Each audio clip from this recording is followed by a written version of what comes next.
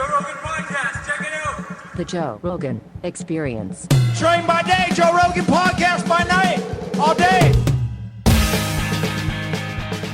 Thank you very much for doing this. Really appreciate it.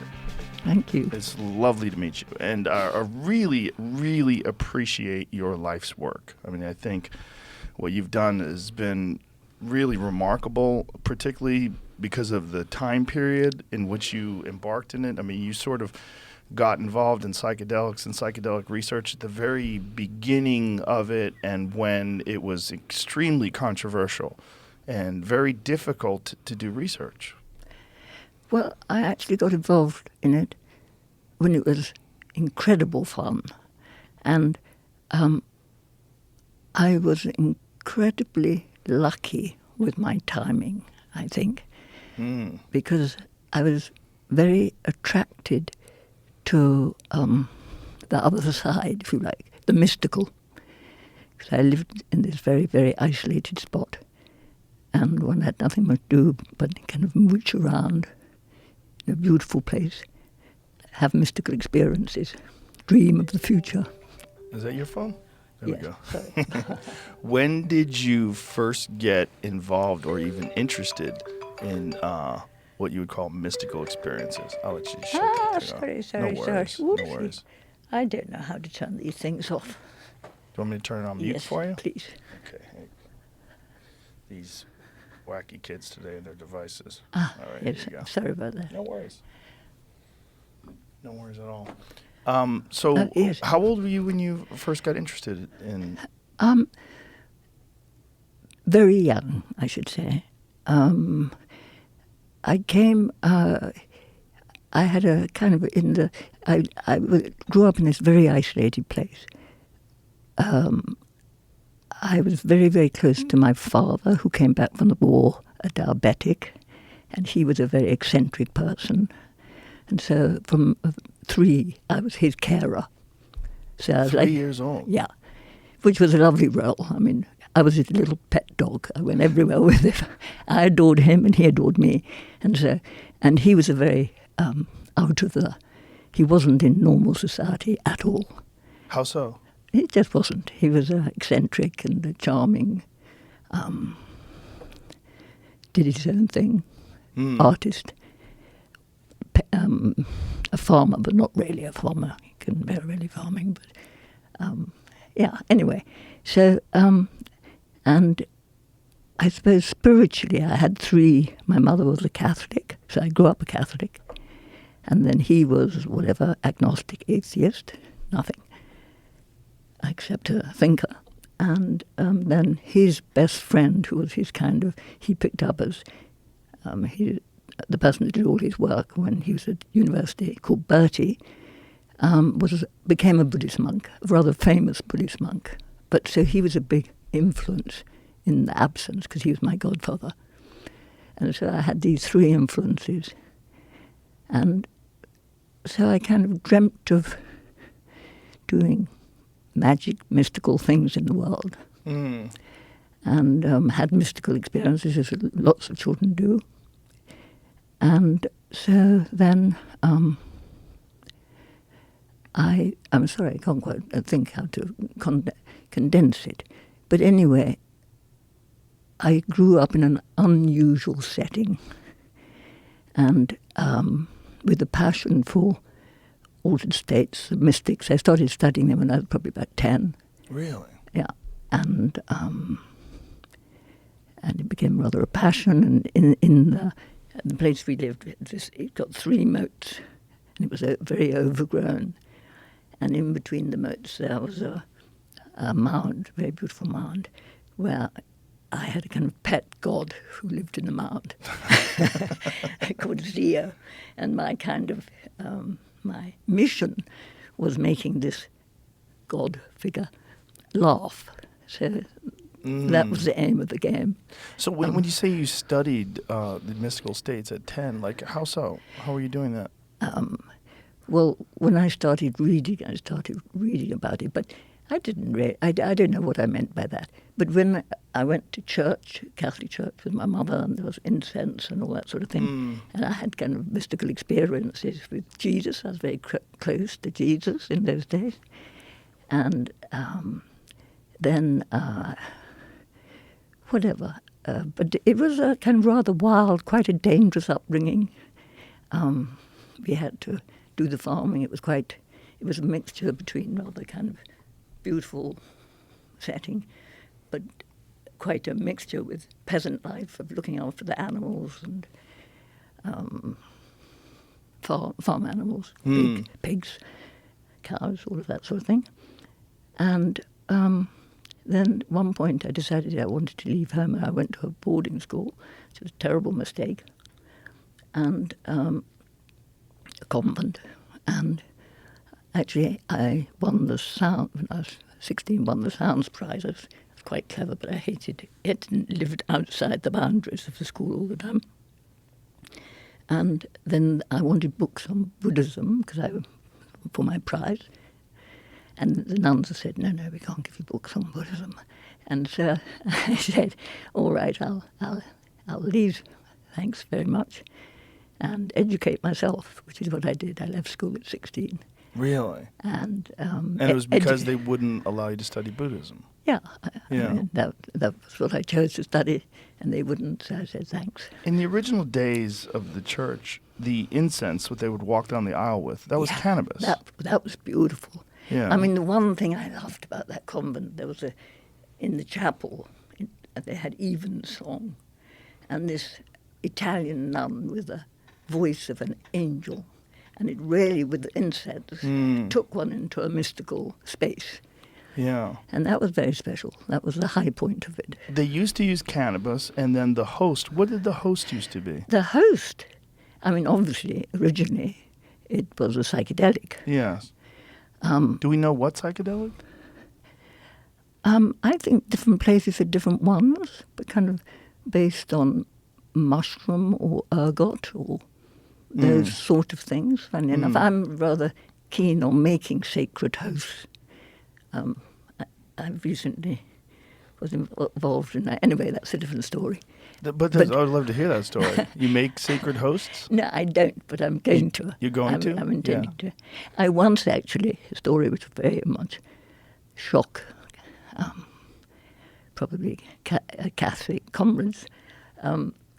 Once I was in Paris and we were walking by Notre Dame on a Sunday, and very high, and went into the church, and lovely Eucharist. I hadn't heard all those wonderful songs. I love those Latin 16th century, 15th century chanting. And so I experienced having the host again, and it was so delicious. Spiritually, it was wonderful. And so I can absolutely see originally the host was a psychedelic experience. And it's with that music and the incense, it's a beautiful spiritual experience. Yeah. I'm sure that was probably the root of a lot of those religious ceremonies. Yes, I think so. Have you read John Marco Allegro's book, The Sacred Mushroom and the Cross? No, I haven't. No.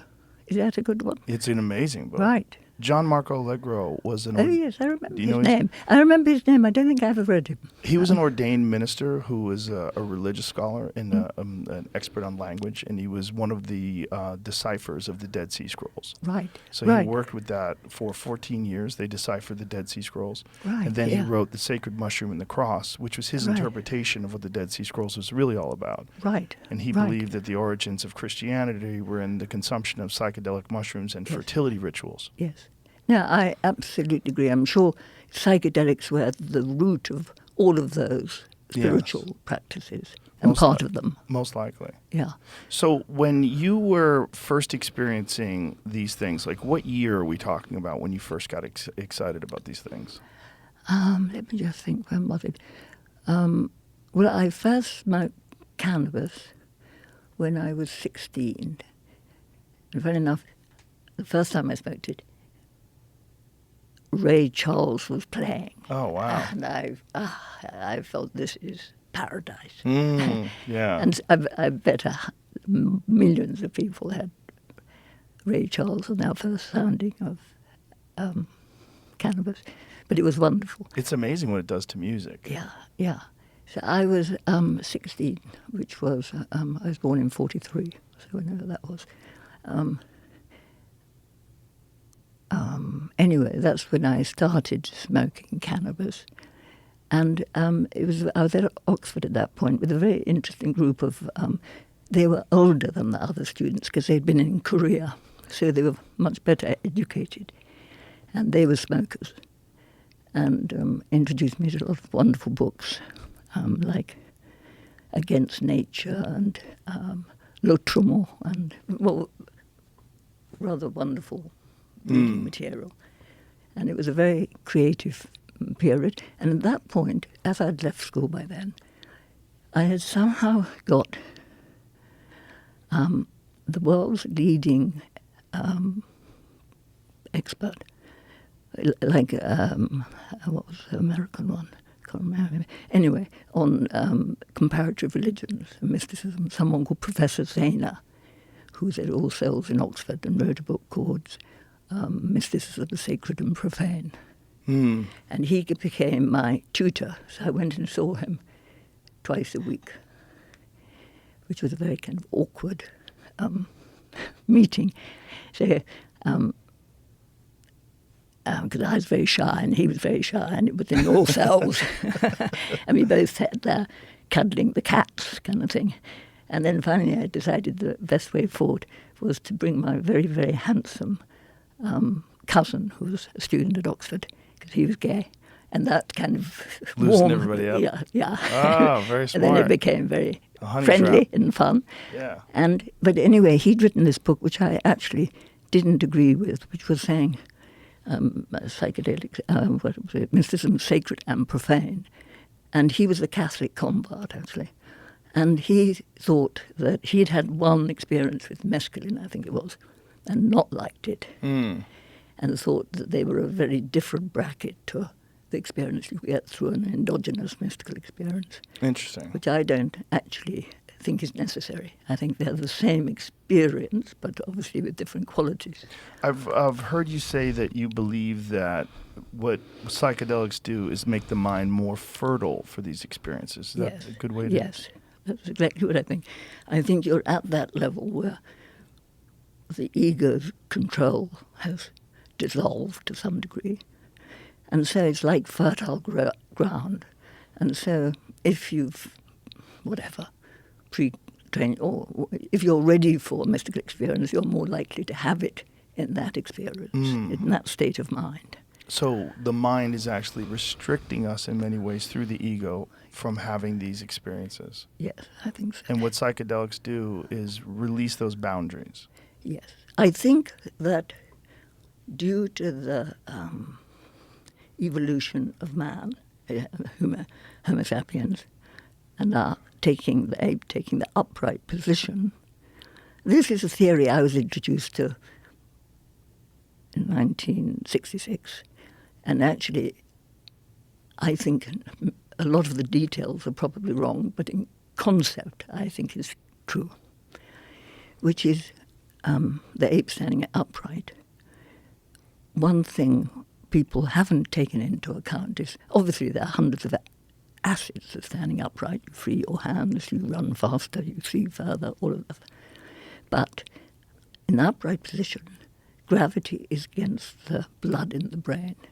Because in the brain there are two fluid volumes, blood and cerebrospinal fluid, which is water, basically, which is made in the brain itself. So it has kind of squatter's rights in the brain. So when you're in the upright position, gravity is pulling the blood down. So I think probably with the upright position, we lost a small proportion of our blood supply. I mean, some animals, if you tie them upright, a dog, for instance, if it's tied up so it can't get down, it will start howling and go mad because it hasn't got the valves to keep the blood up. And we've obviously got a certain amount, but maybe we lost some blood at that upright position. And as a compensation for that loss, I think we developed an internal mechanism more than any other animal has done it, which is to direct the blood where it most needs to go. Obviously, all animals do that. They have the power to send the blood where it's most important to survival or whatever. And I think that through the use of the conditioned sound, the word, we learned to control that process more than any other animal. And over the millennia, we kind of built up our power to do that. So I think that's the secret of why humans, which is just a talking ape, got control of the whole game because of our creation of language, which enabled us to do all these incredible things we do. Yes. But it also has a disadvantage that our basic state is slightly low in blood in the dominant organ. So we have to keep this mechanism of tight control where the blood is distributed. And that is evolved with the ego, which is essential. I mean, we wouldn't survive without the ego to kind of direct the blood where it's most needed. People who lose their ego, and in the 60s when people took large doses of LSD, as it was then, every day, sometimes they lost their ego, they flipped out. And there was one occasion of someone we knew who was in Ibiza, and he'd flipped out, and he put the key in the lock to open the door. Someone would say goodnight to him. He put the key in the lock and left him. And then in the morning he was still there with the key in the door because the head hadn't told him, turn the key to open the door. So Wow. we need the words to keep us, Yes. under control. Yeah. So the words have made us what we are, this incredible animal who can, have a nuclear war if we want, or know all the atoms in the body, all of those brilliant things we do, which is amazing. But we're also obviously a very deeply faulted animal at some point. We're neurotic, psychotic, psychotic, all of those things because of this shortage of blood, and then the dependent on the meaning of the word. So if we have a terrible conditioning, which a lot of people do, Yes.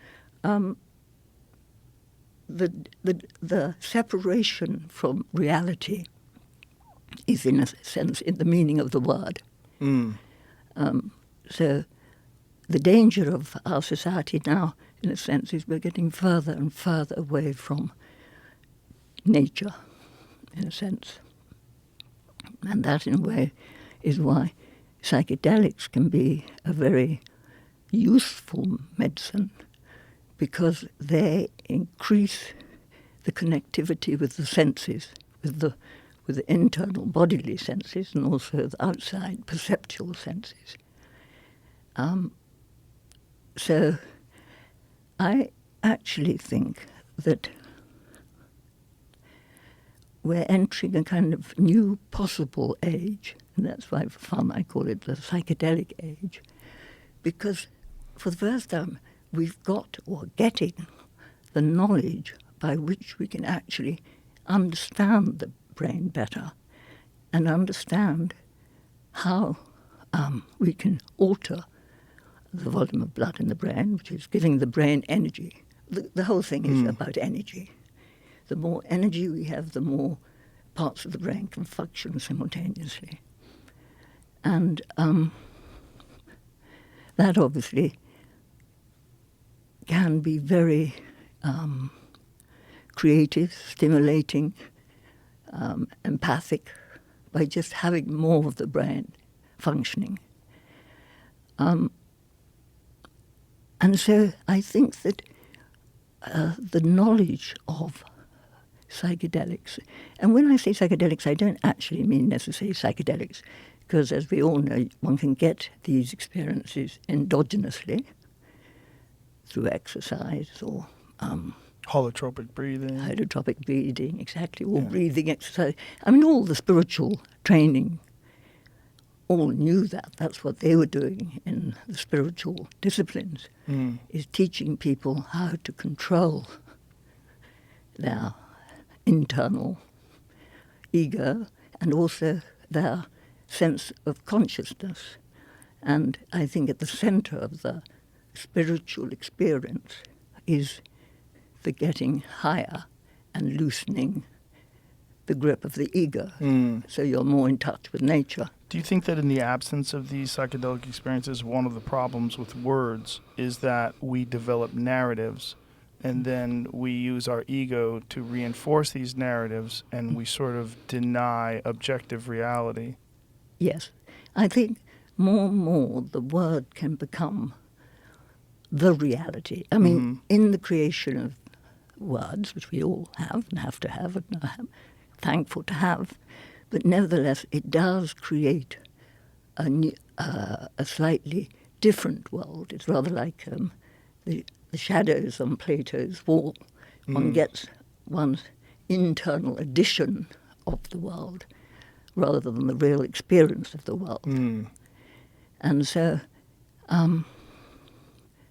I think it's good to be in contact with nature, and I think it's a dangerous path that we're taking now, where it becomes more and more life is the screen. But still, that's the way we're going. Yeah. And it has great advantages as well as dangers, kind of thing. But I do think that the knowledge of getting high has always been central to the human evolution.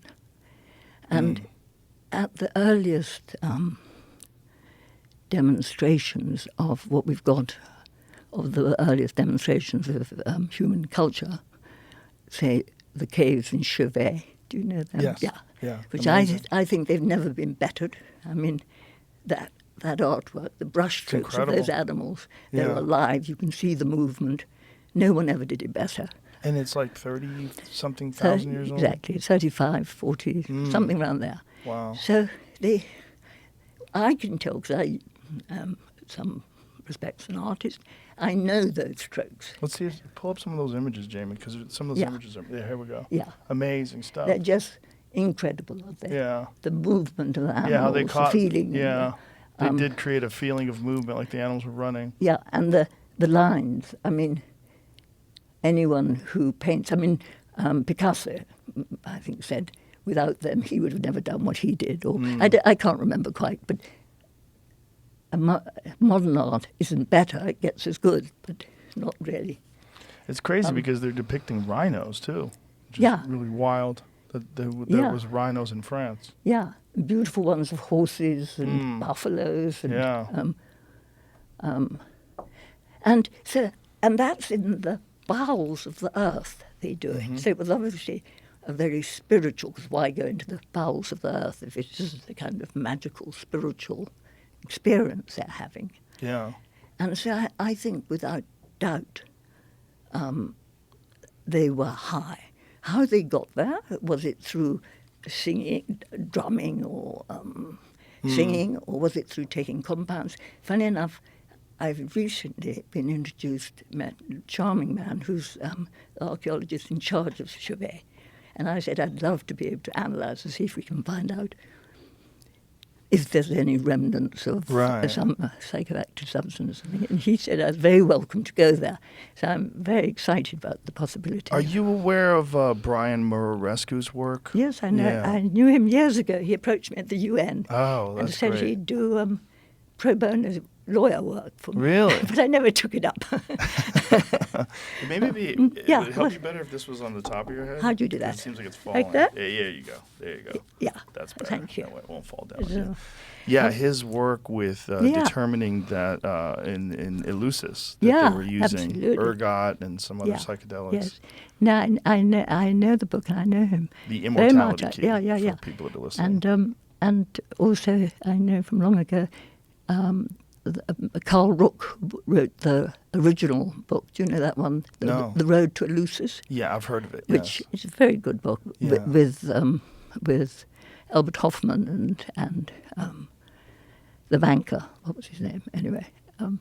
So they know that those people, at least back then, the Eleusinian mysteries, that they were using psychedelics. Yeah, and do you know, it's obvious from the art. What I think is that one can sense when the civilization was had at its source the use of altered states of consciousness. I see them as, you know, civilization rather like the cutting of a tree. You see the rings. Mm-hmm. Some years are drought and other are sun and rain, and they are wide and flourishing. Yes. Well, in culture, I mean, that Eleusis, and that Chauvet, Mm-hmm. I mean, they must have been high to produce that incredible art. Mm. And the same at Eleusis and all of that Greek. I mean, it's never taught at schools and things. Both my sons did classics at Oxford. None of them, it was never mentioned Eleusis. Do you know what I mean? Yeah. It's amazing. There at the centre of the whole classical world is the mystical experience of death and rebirth. Well, Harvard's opened up a field of study about this now. Yeah, which is quite but interesting. I knew a student 20 years ago who wanted to do his PhD in Eleusis. And Harvard told him, if you do that, you won't get it. Yeah, that was a giant problem after 1970, correct? Mm-hmm. Like after the sweeping psychedelic act where they made everything Schedule 1, psilocybin, mescaline, everything. And when they did that, they not only did they ruin the possibility of having those experiences for so many people because it was forbidden, because it was very dangerous, you could get arrested, but also it stopped all the research. Yes, absolutely. It was 50, 60, 70 lost years, which is a criminal thing, actually. Yes. And the untold suffering of the millions of people who went to prison, usually from minorities, Yes. and had their lives ruined by a record, Mm-hmm. for maybe having been caught for a joint 3 times or whatever. Right. I mean, it is horrific, It's what horrific. happened. Well, there's people in jail right now for that in this country, which is insane. It's insane. And, I mean, I started fighting that back when I started the Beckley Foundation. I saw that in order to do research, one had to change the drug policies. And the two went hand in hand because doing the research would help change the drug policies, and in order to do the research, you had to change the policies. I mean, it was a bit of a catch-22, because until you've done the research, you can't do it, if you see what I mean, because they make it so difficult to do. Well, I think what MAPS has done, which is genius, is their work with MDMA and soldiers having PTSD. Absolutely. Because the general, I mean, when you think of soldiers and you think of people in the military, you generally think of people who are right-wing, who have more authoritarian leanings. Yes. But yet, these are the people that would be aided the most by these psychedelics, particularly coming back from war. Absolutely. So because of that, I believe they've opened up a door to an understanding. I think it's very, very important. And that's why in the 70s, because I was involved in it in the 60s mainly, and when my passion to change the world started when I first really knew the value of psychedelics, which was probably in 65 onwards. And as the door of repression came down, one could see it's a kind of disaster for humanity. Yes. But I thought the only way we could overcome it is by using the language of the establishment to prove that these compounds can actually heal humanity, not be damaging for humanity as they were advertised as. But actually, there are our route to healing Yes. and better happiness, more fulfilled life. And so I thought that's why I started doing the sounds, to try to, with the language of the modern world, which is sounds, to demonstrate how valuable these compounds are. And I think that's why I set up the Beckley Imperial study. And the first study we did was using psilocybin. And then we saw that I wanted to do LSD, but we couldn't do LSD in those days. It had to be psilocybin, and as no one knows what psilocybin is, how it's spelled, what it means, it's not so taboo. Mm-hmm. So we got permission. And I wanted to do brain imaging to look into our hypothesis that what they do is increase the volume of blood in the brain capillaries. And hopefully with the MRI one would see that, I thought. But anyway, what we did see in the first study we did with psilocybin was a decrease of blood in the default mode network, which is the modern expression of the ego, or part of the ego. And that was very interesting because the default mode network, i.e. the ego, is hyperactive underlying psychological conditions like depression or anxiety or addiction, or all of those things have a hyperactive ego saying, I need a drink, I'm so depressed. Yes. And we saw that psilocybin lowers the blood supply to that part of the brain. And so then actually we got a government grant to help us do the next phase of the study. So I think it's very important showing how, because as we all know, we're in an epidemic of mental illness now, Yes. getting ever more.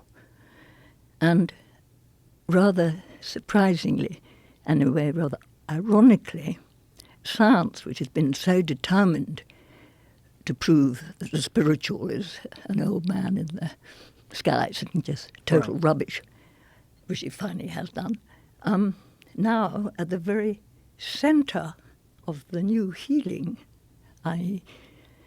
psychedelic-assisted therapy, is the mystical experience. And what we showed is the people who underwent what's kind of categorized as a mystical experience, i.e. a loosening of the ego, a feeling of unity, those are the ones who have the best outcomes of overcoming their depression. So it's rather a beautiful little ironical twist. Yes. That now suddenly the psychedelics are at the centre of this new approach to healing.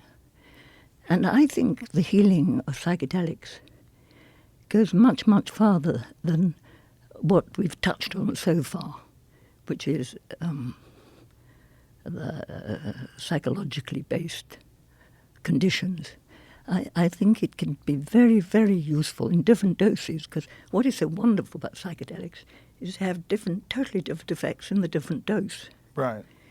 And at the micro dose, I'm beginning to have evidence, and I'm just starting a study, which shows amazing potential results of microdose for Alzheimer's.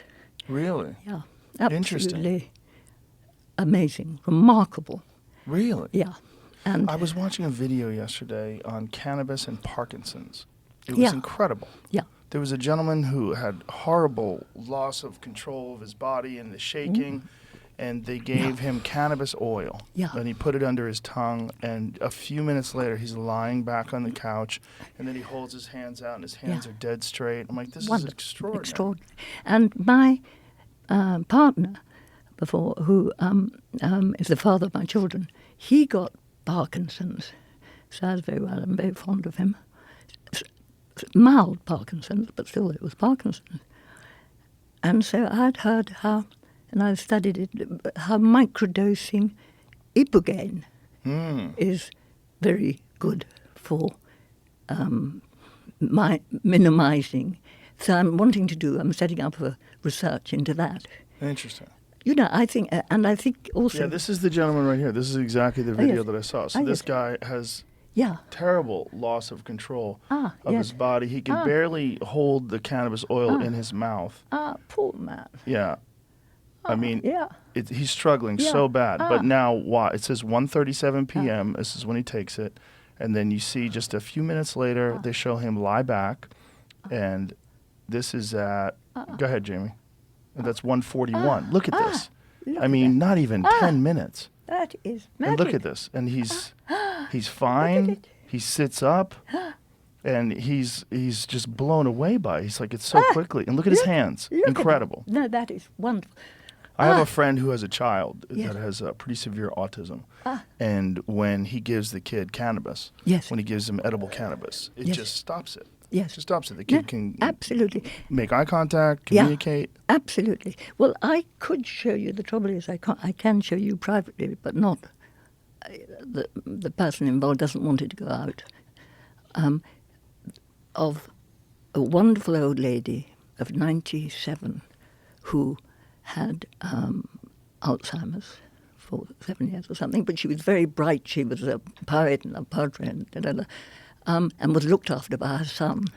And then he went away for a week and someone else came and looked after. And when he came back, she was in a kind of acute vegetative apathy where she didn't recognize him, just staring into space. And they discussed it before, and she'd said, she knew he sometimes took a psychedelic, and so he gave her a microdose of LSD.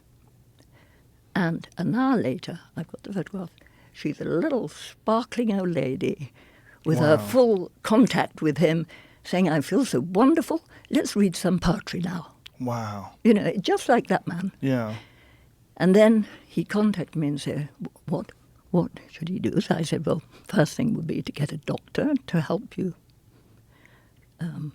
manage it, and then continue with as lower dose as gets that effect, which was 10 micro, which is 10 millionth of a gram. I mean, such a small dose, you would hardly think it could have an effect.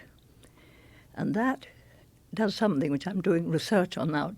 I think it's to do with the connectivity between the different brain centers, which I think it sparks. And it brought her back. And her children said it was just remarkable. It's incredible. And I've noticed the same things. I'm in the middle of getting going on an autism study, because I think certainly with level 1, the lower degrees of autism, microdosing LSD can be enormously beneficial. And I've got a friend who's had experience of that and wrote a very good book about it, actually, called Autism and LSD. And so now I'm designing a study, I'm getting his advice on the autism level of things. And I think that what I'm fascinated in, and this is where I got this interest right back in 1966, are what are the mechanisms underlying that makes LSD and associated compounds have the effect it has. And obviously then there was no brain imaging, so it was very difficult to see inside the brain. One could only theorize about it, make hypotheses. And so this Dutch scientist who I had a long relationship with had this hypothesis that it constricts, it's a vasoconstrictor, constricting the veins, so blood comes into the capillaries, can't get out, the capillaries blow up and squeeze out the cerebral spinal fluid, and then slowly over the hours, gravity pulls the blood down again. So that's the theory. Yeah, and you go back to normal. But during that period of more blood in the brain, you have more energy. now I'm looking into, how does it make more energy apart from providing more glucose and oxygen? And I've got a very, very interesting something which is coming up, which I'll tell you on my next talk about. Okay. But I'm very excited because I think anyone you talk to would say that the psychedelics or indeed cannabis, they all work on the same direction. I think cannabis and the psychedelics have the same underlying mechanisms, but at different levels of, I think, the constrictions in the psychedelics are much stronger because you obviously get much higher you can on a psychedelic, but they're going in the same direction. And that's what endogenously, a lot of I'd love to know more about that, and I will if I've got time to do that, study into the underlying, serotonin, dopamine, all the different enzymes, hormones in the body which can do these things endogenously. Yes. I mean, we know the saints got top high. Mm-hmm. Saint Teresa, her description of her orgasm with God is just like a description of a psychedelic trip kind of thing. So it's the same experience, but either got endogenously or through other ways. I think one of the things that's very interesting about cannabis too is the difference between eating it, and when your body's producing 11-hydroxy metabolite from the eating of it, it can produce a very powerful psychedelic experience. Absolutely. And my experiences with it, where it's been very profound, are with the sensory deprivation tank.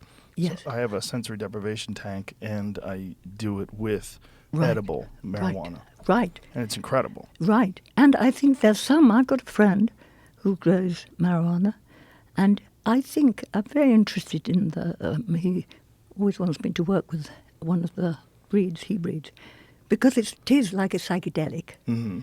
And I thought I'd call it if I do it and get it, the Beckley brain boost, because it brings back his memory. And it brings back, I think they're we are only beginning to scrape the top of the knowledge of how these compounds work and how we can use them for humanity. Well, it's just very unfortunate that research was stopped for so long. Yes.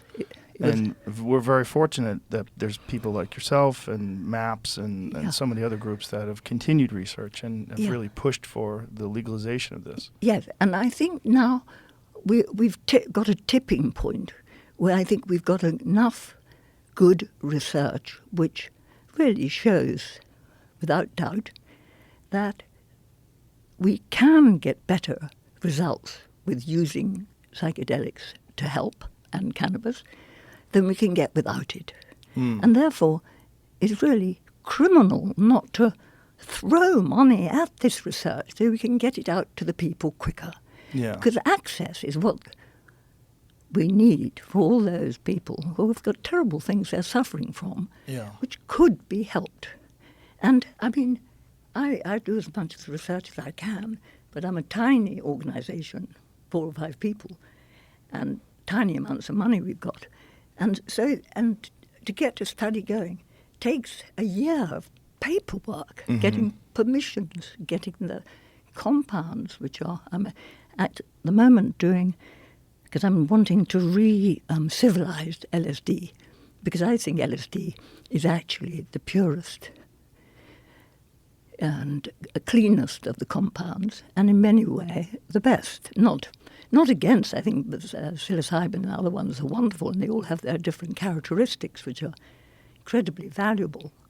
But it's a complete madness that the one which is really, in a way, the purest is kind of opening up a magnification of what we are with very little external colouring, I think LSD is.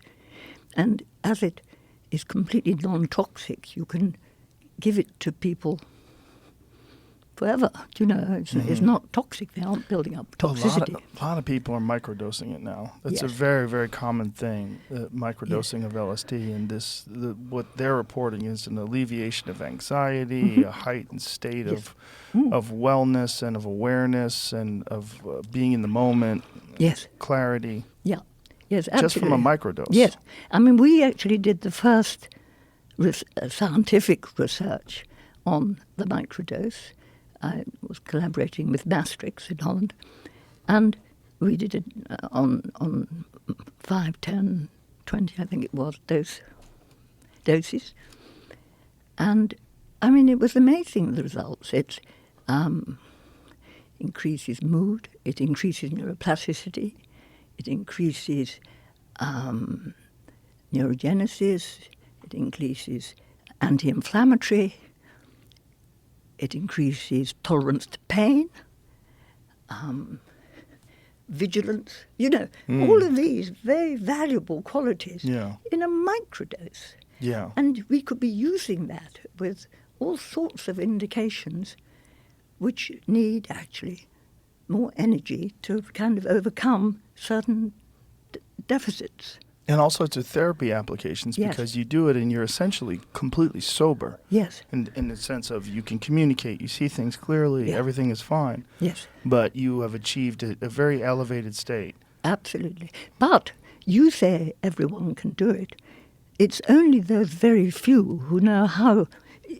I come across innumerable people who I know someone who you know who has terrible migraine. Mm. And he had a microdose of LSD, and it cured it. And he has terrible problems in getting it. And it's not easy to get. No. So it's do you not. see what I mean? Yes. And a lot of people don't want to have to go onto the dark web, but don't Right. know, I have no idea how you do the dark web. Do you know what I mean? Right. And what You you're know, opening yourself up to when you get on the dark web. Exactly. Yeah. And you don't know what the product is. I mean, what I've said about I spent 10 boring years talking at the UN and places, not totally, but I went there, trying to say we should have a drug policy which is based on science, on harm reduction, on human rights, and cost effectiveness. Yes. And not Yes. one which is the exact reverse. Right. Well, that's sort of the problem is cost. The real problem is there's a vested financial interest in keeping these things illegal. Yeah. Because there's a lot of Yeah. psychological medications that people are taking, psychiatric medications that people are taking that they really don't need. Yeah, and it keeps companies and also prisons were Yes. the second biggest industry because it's free labor and a lot of funding coming It's in. very twisted. Yeah, no. It's awful. That aspect of it is Yes. terrifying. It is terrifying. And, I mean, I've been at it. I wrote a report on the, whatever you call them, the United Nations Convention on Drugs, which is obviously created by America, but 190 countries follow it. Mm. Actually, funny enough, America's the one which is breaking it, but doesn't allow other countries to break it. But not one word has been changed in the last 20 years. Which is crazy. Which is crazy. Especially when considering what we know now. Yeah, exactly. About the benefits of it. Yeah. Were you friends with Terence McKenna? Did you know him? I knew him, yes. What did you think of his stoned ape theory? Now, what was that? The stoned ape theory is the theory that ancient hominids, when the rainforests receded into grasslands, they started experimenting with different food sources. And one of the things they started doing was tipping over cow patties to find grubs and beetles, and on those cow patties, psilocybin mushrooms would grow. Yeah. And that they started eating those, and that it increased visual acuity, it increased their arousal states. Yeah. And that they also think glossolalia and so many different, the formation of language, so many things came about from that. Yes. I mean, I wouldn't put it exactly the way he put it, but I would say that we know animals.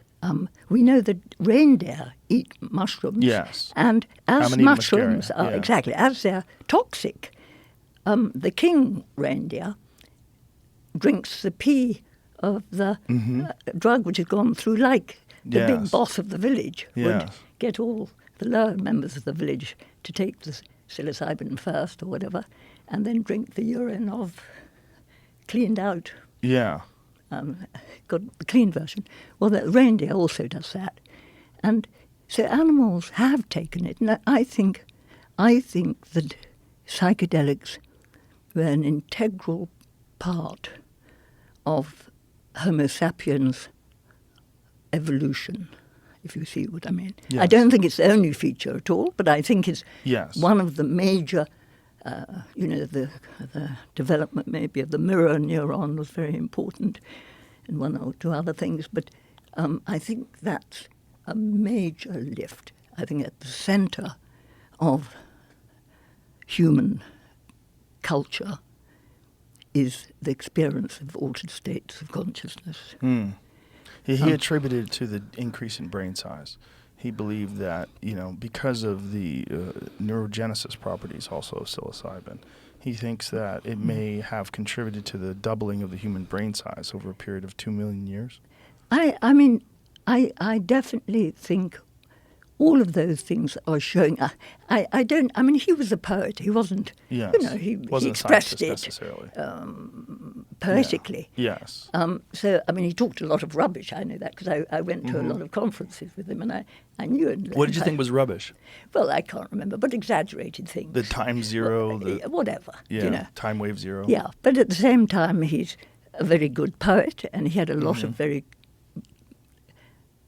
deep thinking. Well, he was very compelling. Yeah, absolutely, and that's Yeah. wonderful. Yeah, and he got a lot of people to be interested in psychedelics exactly. because he was so interesting to Yeah, hear. and a very good presentation. Yeah, an unusual voice too. Yes, wondrul. Yeah. Irish. Yes, Yeah, yes, it was yes, very, yes. very good. Yeah. Very good. But I think these compounds are integral to where Homo sapiens has got to.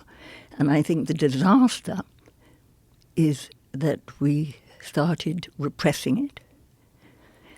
Obviously, even at the time of Jesus, it was kept secret. Yes. It was always kept secret, even at Eleusis, which went on for 2,000 years. Mm-hmm. They kept it secret. Probably that's why Socrates had to commit suicide, because he had it with his boyfriend at the dinner parties. Mm. Do you know? It was only to be used sacredly for the ceremonies. Yes. Which I actually think, so I think that's an incredibly important part of it, the ceremony. Mm-hmm. But I think also, as an elixir, when we get knowledgeable about how to use these compounds, they're just amazing mental health elixirs. Mm. And I think, I'm obviously, as I get older, very, very interested in how one can hopefully delay the, and it's all based on blood. Yeah. As we get older, the blood supply gets worse to the brain. So how does one keep the supply of energy as topped up, basically, in the most beneficial way for the animal? Yeah. And I think, funnily enough, the cerebral circulation is out of fashion. Because we discovered about the cerebral circulation whenever we did, 100, 200 years ago, it's considered old-fashioned. So modern science really isn't interested in the blood, actually. Everyone knows blood goes up, blood comes down. But there's very little interest in it. I worked with one of the leading Russian scientists who was on their space program and was the leading world expert on cerebral circulation involving cerebral spinal fluid and the relationship between cerebral spinal fluid and blood. And we worked together for about 6 years, and then he died in COVID at 80-something, which was a tragedy, actually, because he also was very interested in the kind of related thing of the possible increase in pulsation brought about by trepanation, which is a very ancient practice, which maybe brings the level of cerebral circulation back to childhood level, which is higher than the adult level. We should explain trepanation to people, because trepanation is a very ancient practice of drilling holes in one's head. And you decided to you were in your 20s when you did this? Yes. And what influenced you to do that? Like, what was the motivation? Well, it was the theory of it which induced me to do it. And in a way, I prefer not talking too much about it, not because I'm not in favour of researching it, but because I haven't done the research. So I can't say, look, this has been proven by science, which until then people didn't believe psychedelics worked. They would say that's placebo, fancy. Only that when you show in science, then it works. But anyway, the hypothesis is that when we are born, as we all know, there's the fontanelle, which are holes, which close soon, and you can see the pulsation in the fontanelle hole of the baby. You can see brain pulsing. And then the holes close, but the sutras, the bones, are quite flexible. So there's still the full pulsation, the full systolic pulsation is happening.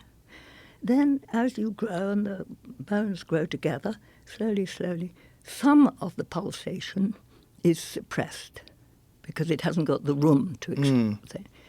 So the hypothesis of trepanation, which has been done now, the earliest skull found is, funny enough, the archaeologists at Chauvet told me, near Chauvet they found a trepan skull of 25,000 years old. And you can see if the person lived after the trepanation. Because the bone grows. And softens.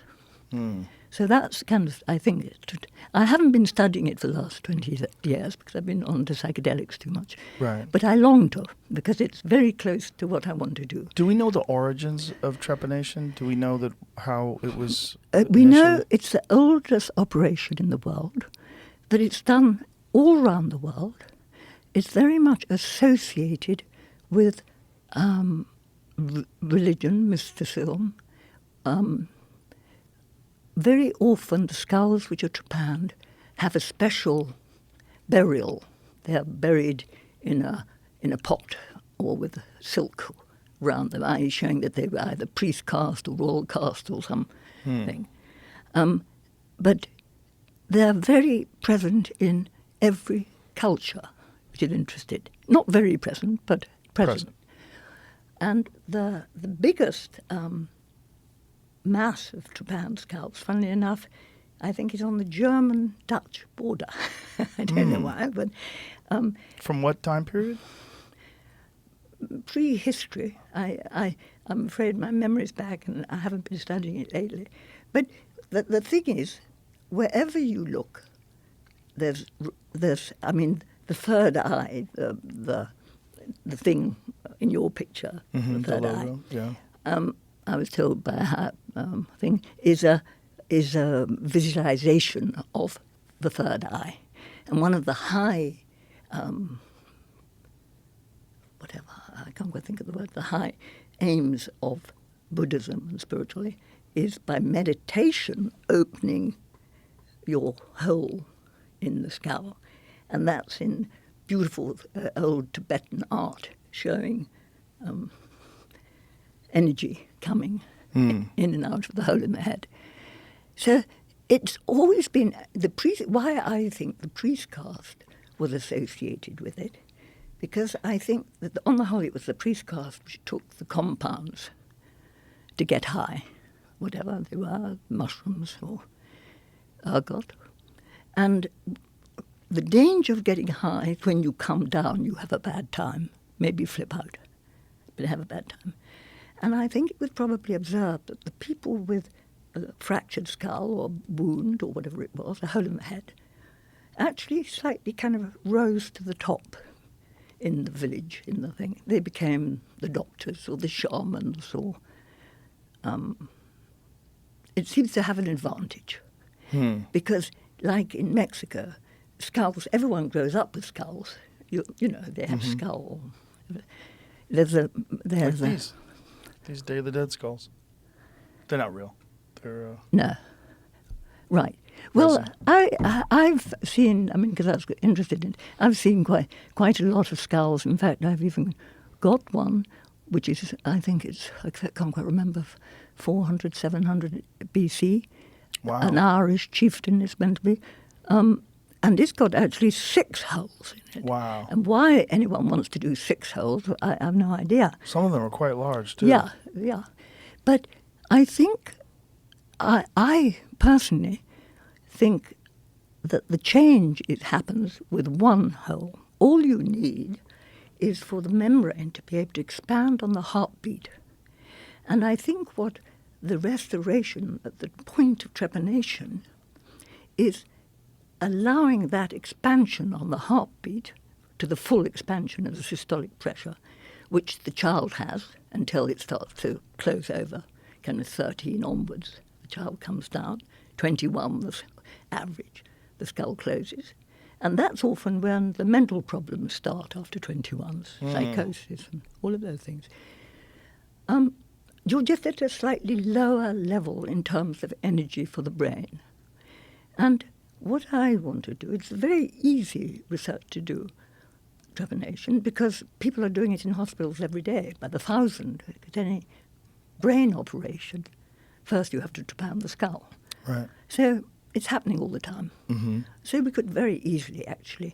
I work with some very top-level scientists in Mexico, and I want to get that study going again, and particularly doing it for headaches and migraine, because it used to historically, in my father's encyclopedia, which is whatever, 1912, I can't remember when it was, something like that, it said trepanation is blah, blah, blah, been done throughout history, and it is still currently being done with apparent success for the treatment of mental conditions, migraine, and da-da-da. So until in the First World War, they did the first lobotomy, and that stopped trepanation as just an old wives' tale. So in a sense, they threw out the baby with the bathwater. And I think that there is something, then it's quite easy to do. So I'm trying to find the possibilities, and I really want to do this research with trepanation. Funny enough, years ago, I was at Burning Man, and I had a campaign. What was it? Barlow was an old friend of mine, and he got a lot of rather important people to sign up that they wanted to be trepanned, and we were going to do, so getting people trepanned legally in a research program. But it never happened. But what I want to say is that, for instance, Jamie, my husband, got trepanned. And How long ago did he do that? how long ago? How long ago did he do it? Long time ago. I mean, soon after we got together. And very difficult to find. We were looking for someone in Egypt and found a wonderful surgeon there, actually, who did it, who's very interested in the kind of mathematics of pyramids and things. And he had terrible headaches all his life. He lost a day or 2 a week on headaches. After his trepanation, he doesn't have headaches. Wow. And I think it just gives back to the body and the brain that extra pulsation, which means, I mean, you have it from all that exercise you do. So constantly you're getting that extra blood to the brain through your exercise. But for those of us who don't do all that exercise, it's good to have alternative ways of keeping the blood going. That's got to be a big factor in the runner's high. Yeah. Because in runner's high, they achieve these states of elevated consciousness through running. Yeah. I met one, I'm sure you've met plenty, but who ran, I think he said 140 or some enormous number, 100 miles or something. And he said at a certain point he had a breakthrough where he got into a kind of real altered state of consciousness. And I'm sure one day we can do all these things endogenously. Yeah. I mean, obviously that's what meditation is doing. It's training you to do your own way Yes. of getting high. And monks and people very productively spend 30 years of their life doing it. And I think that's wonderful. But for those of us who would like a quicker technique, I think there's nothing wrong than learning to use a non-toxic substance Sure. to help us get up there. Yeah. And so I think, funny enough, I think how I look on it, it's all about feeding the brain with enough energy, mitochondria working away, to produce that mental cell energy, so that we can keep our function close to the optimal. That's what we want. Or, anyway, not allowing it to drop too low. Right. And that's what I think is the purpose, in a way. Not the only purpose at all. Because, I actually think psychedelics have value in a lot of different non-specific areas. One is self-realizations, experience, beauty, love of sound, love of people, love. Yes. I think it increases compassion and empathy and nature love and all of those rather good human qualities. So I think it has the sensible use of the psychedelics, and by that I also mean cannabis, the consciousness-altering techniques. And I think those people who do it purely by meditation are to be very much admired, because it's wonderful not to need an outside thing, to just to be able to do it within your own self. Yeah. Like a hot bath and a freezing bath, or any of those techniques obviously change your level of consciousness by bodily reactions. Yes. But also I think the use of the psychoactive compounds, we can, tune it. So it's a very, very carefully regulated, self-regulated operation. You can dial it in. Yeah, you can control it. Yeah. And I feel very grateful for many things in my childhood, but one of them was that I was my father's companion, and he was a diabetic. And he was an artist, so he didn't like his sugar level going high, because then you lose your sight, and his terror was going blind. So he always kept his sugar level low. So every day he was getting short of carbohydrates, falling in a ditch. If he was driving a car, he drove over the centre of roundabouts. He did all sorts of funny things when he was short of carbohydrates. And my job was putting the sugar in his mouth. And so I got a very good relationship of knowledge of how the glucose level controls your level of concentration, if you like, and how important it is. So when Bart, this Dutch scientist, told me his hypothesis of the psychedelics increasing the volume of blood in the brain capillaries, and particularly if you're doing a cognitively demanding activity, you use a lot of glucose and the sugar level falls.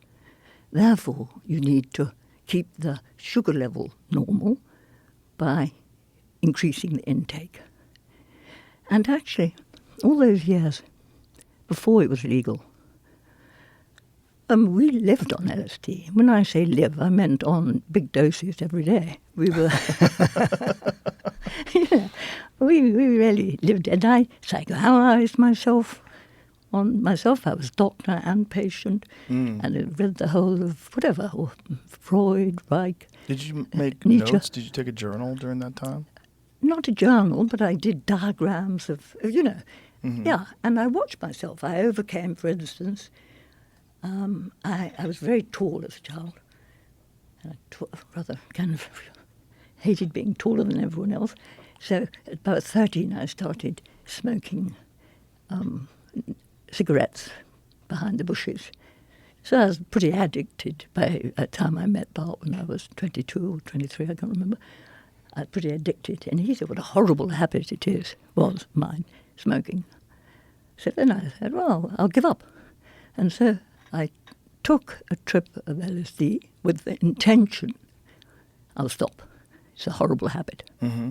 Just give it up. And I never smoked another cigarette. And so... Do you remember when you did that, when you took the LSD with the intention of giving up cigarettes? Yeah. Do you remember what happened to you? Do you remember? Yeah, I do. What was it like? I remember smoking a cigarette during the trip and thinking, yuck, it's disgusting. I remember when I was a child, young child, smoking, made one feel a bit sick. And one had to repress the feeling of sickness. And then I realized, gosh, it makes me feel sick. Yeah. And then, the smell it is is making horrible. you sick. Yeah. So I gave up. And 40 years later, or whenever, when I was talking to Roland Griffiths, funnily enough, I think it was $10,000 to do a research program. So I went to Roland at that time, said, I've got this. And he said, oh, what would you like to do? What would you suggest? So I said, well, what about overcoming nicotine addiction? I did that with LSD. We could do it with psilocybin try. And that was the basis of the study, which is, I mean, I remember the first lot, it was 80% success rate. 80% success rate. I don't know what it is Extraordinary. now. But it's an extraordinarily successful because actually nicotine is more difficult to give up than heroin because you're always repeating it. So I experimented in those years when we were living on LSD. We worked. That was our passion. We were studying the human brain and the self. And the T-shirt I've got for you is, the motto is, know thyself. And that was what one was doing, trying to understand how we work better at that level and how we can enhance our working. And I just think there's a lot more to be learned about how we can, if we concentrate more on giving the brain the energy it needs to function optimally, how can we help that happen? Obviously, exercise is one. Yes. I've always slightly avoided the exercise route, being lazy. But I have to say, there are alternatives which can be used to the health of the person. And I think it's a tragedy that one can't talk about things more openly. Yes. It's not easier to carry out research because I know, having done it for now over 20 years or over 50 years, trying to do research into psychedelics, how difficult it is. I mean, in order for me to do it, I realized I had to stop being Amanda Feilding. No letters after my name, no money, so who am I? And become a foundation. Funnily enough, it was a very clever conceptual artwork. Because in England, it's very kind of liberal, England. You pay whatever it is, and you become a foundation, £1,000, I think, or something. Mm-hmm. Suddenly you're a foundation. You don't have to have any money. You're just a foundation. Registered. In Scotland, I'm registered. And then I got the top scientists in the world, 10, 15 of them, including Albert Hoffman and Sasha Shulgin, but the more important ones were the established ones like, I always forget his name. He was wonderful. Colin Blakemore, who was a kind of top neuroscientist in the world at that point, and he very much backed what we were going to start a centre at Oxford studying it, but that was going to cost $4 million and we couldn't get it, and various other high-level scientists. So I had a very impressive advisory board. And so then I gave seminars, series of seminars at the House of Lords, where I had presidents and blah, blah, blah, all the head of NIDA, head of the Russian people, and asked themselves if they could come. So 70 invited people came to discuss global drug policy. And that made quite a difference. That went on for 10 years or something. And then I went to the, national, what would you call it? Anyway, I advised certain governments and things on drug policy. The United Nations, I went there regularly, trying to change things. So through this foundation? Yeah. If you don't mind, when you had your own personal experience with trepanation, what was that like? What did it do for you? Yeah. It was, sorry, do you mind if I? Sure. I remember, no one wants to drill a hole in their head on a Saturday or Sunday afternoon. Right. I can tell you, it is not something. I'm a very cautious person. And so I had a deep interest in it because I had very deep understanding of the hypothesis of blood supply, and I was interested in researching it. Then my partner, Joey Mellon, at that time, he was very keen on trepanning himself, and he was a second son, so he kind of was a bit more cavalier about it than I was, and so had quite a few missed shots. Oh, no. Before he finally got through. And funny enough, then I did notice a difference. And the difference is very subtle. You really have to know a person to notice it. But how I'd express it is it slightly lowers the neurotic characteristics, if you see what I mean. They become, they don't eliminate them in any way, but it lowers it. And so having seen the difference, because Bart was Japan before I knew him, so I never experienced the change. But when I saw the change in Joe, I thought, well, it does make a difference. So I had thought I'd find a doctor. So I'd spent 4 years looking for a doctor to Japan me. And I had people who said they would, and then they said, I've got man does to have a hole in his head. He would have given us one. Or, it could be bad for my career in Harley Street if it came out, or if you died, or, whatever. Yes. And so it didn't happen. So then I thought, well, I'm a sculptor. I'll sculpt my own skull and see what happens. So I really studied it because I'm a very, very cautious person. And in London, strangely, the shop was called Down Brothers. It's off Harley Street and has all the instrumentation for trepanation. Very old shop, actually. And charming staff there who show me in detail how you trepan, because I went in as an interested observer. And so I learned how to do it very cautiously. There are 3 layers of bone, and et cetera, et cetera. I learned how to do it. So I felt competent to do it. And that took quite a long time, deciding I was competent and confident I could do it. So I decided to make a film of it because I thought that would kind of separate me from the unpleasantness of doing such a silly thing. And so I made, funny enough, my great aunt just died and given me £70, and I bought a lovely little movie Super 8 camera and set it up. And I had my beloved Birdie always with me. So he was an observer of this thing. And there was all sorts of stories which I won't waste the time, which was amazing because we were asked to a party by rather kind of Guardian journalists, top journalists in England, for the Saturday night. I had been planning on doing it on the Sunday, but I moved it forward.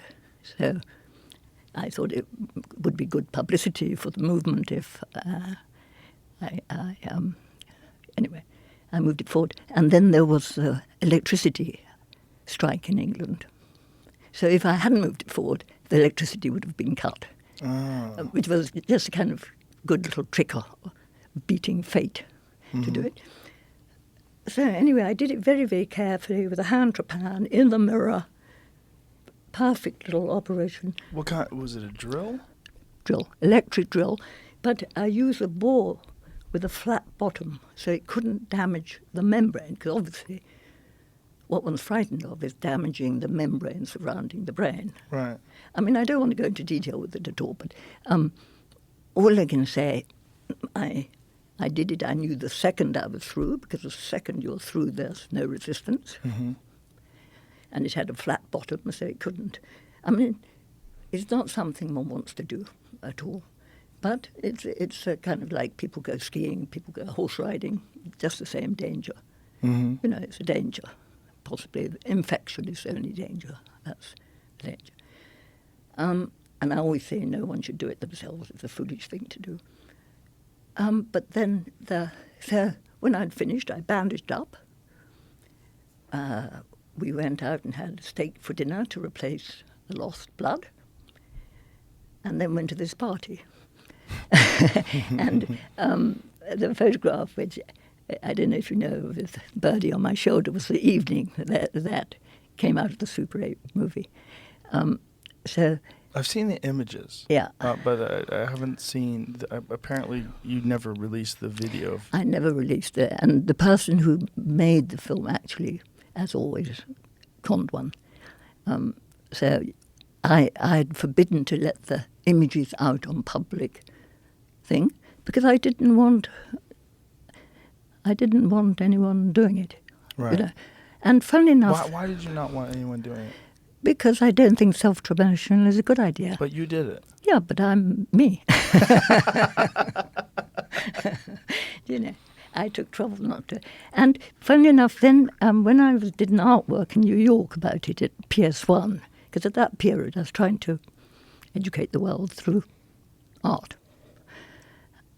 And I had this exhibition at PS1 of the slides, enormous great. It was like an Egyptian tomb. It was lovely. It was an enormous room they gave me. And apparently people were queuing up, including people like Warhol and Bernardo Bertolucci couldn't get in, blah, blah, blah. It was a kind of quite a hot movie at that point. And people fainted, it said in the papers, like ripe plums falling to the ground. But Wow. then 60 Minutes did a film of it, of me, and wanted to film me back at Beckley with Birdie, who was my pigeon, who was never in a cage, always free. And so they flew me home on Concorde because I was pregnant with my oldest son, Rocky, and to film me with Birdie. And Birdie was a very strong sense of justice. And I'd broken the code of love by going away.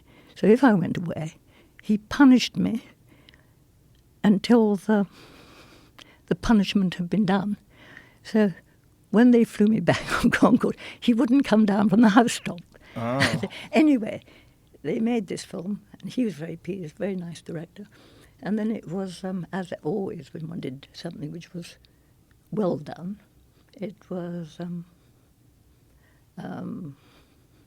not allowed to go out because the lawyers said there'll be a epidemic of people trepanning themselves. Which is Were you obviously- worried about that? Were people copying you? No. No? No, not really. Just too crazy. Yeah, too crazy. What was your personal experience like? What was it like Yes. after it was over? Sorry, you asked me that. How I described it at the time was it was like the tide coming in. There was a kind of stillness in the brain, that internal, endless internal conversation of basically the ego. Calm down. Now, of course one can explain all of those things could happen anyway, just from relaxation of having finished it, not blah, blah, blah. So what difference does it make? I would say it makes a slight difference. It's slightly like the energy. I mean, I watch children. Children have that extra energy. Mm-hmm. You know, they do those leaps and runs and play around and that energy. Adults don't. Energy is the more difficult thing. And when I became 21, I'd had one of my trips to Egypt where I live very wild. And I thought I got bilharzia, which is a worm you get and drains your energy. And I went, I was 21 then. I went, got myself tested thinking I'd caught it, but I hadn't. Then I realised that was adulthood. It's a slightly lower level. And very often that's when people have their first schizophrenic experience or some mental thing after that. It's a down, it's a slight down. There's a slight exuberance, and that's what I noticed after. But the difference is so slight. I couldn't swear on it at all. How long did the difference last? Well, you only notice the difference. You don't notice the change. Do you see what I mean? Yes. So now I can't say, have I got any advantage? Is my hole closed? Is it open? I can't say. Have you ever got looked at to see if it's closed? No. I tried to, actually, and it was very difficult to do. I'd like to do that. It's a very small hole, though, right? Well, it was that big. Okay, so a quarter of an inch, a couple millimeters. It was wide enough. All you need is for the heartbeat to express itself. That is all about the expression of the heartbeat. And it takes half an hour. If it was shown to increase cranial compliance, which is what I worked on with this professor, Yuri Moskalenko, who was a leading professor in those things, he thought, yes, it increases cranial compliance. And that's just a slightly healthier state to be in. And so it takes half an hour to do. In hospitals, the nurse does it. The surgeon doesn't have to do it. Do you know what I mean? Mm-hmm. It's a nothing operation. So if that can slightly raise the level of energy going to the brain for the rest of the life, it's a valuable tool. But do you think that these people that have multiple holes in their head, is there like a point of diminishing returns when they're doing that? I should think they had migraine or some terrible thing, which went on. And they were trying to alleviate it. And tried to, I think something like that. Because I don't see the logic of it says you only need one to get the expansion back. But that's why I actually don't talk about it now, because it sounds so crazy. Right. That's the problem, is this, it sounds crazy. optics. Yeah, it's not good optics. Until you've got it proven, which I actually seriously want to do, because what I do it is on research with people with headaches, migraines, headaches, whatever, some form. Because that's one of the things that all cultures who did it, one of the things they did it for was headaches and insanity. In the old days, they said it's letting devils out, and the other indication is letting light in, because often people in the mystical tradition were trepanned. So I actually, before I hit the bucket, I would really like to have done that research, because maybe no one else will be motivated to do it. Right. Has anyone been motivated to do self-trepanation that you are friends with, or that you're Yeah, I know quite a lot. Not a lot, but a few. I mean, and then they started saying, oh, would I trepan? I certainly won't trepan anyone. I wouldn't dream of it. Right. Do you know what I mean? Right. So that's why I found a very good surgeon, brain surgeon and team in Mexico who did it. So he did it for certain people. And people wrote back saying it had altered their life. You know, I think, if I was asked, do I think it has effect or not, I'd say I wouldn't be humiliated if it didn't, but I think it does. That's my opinion.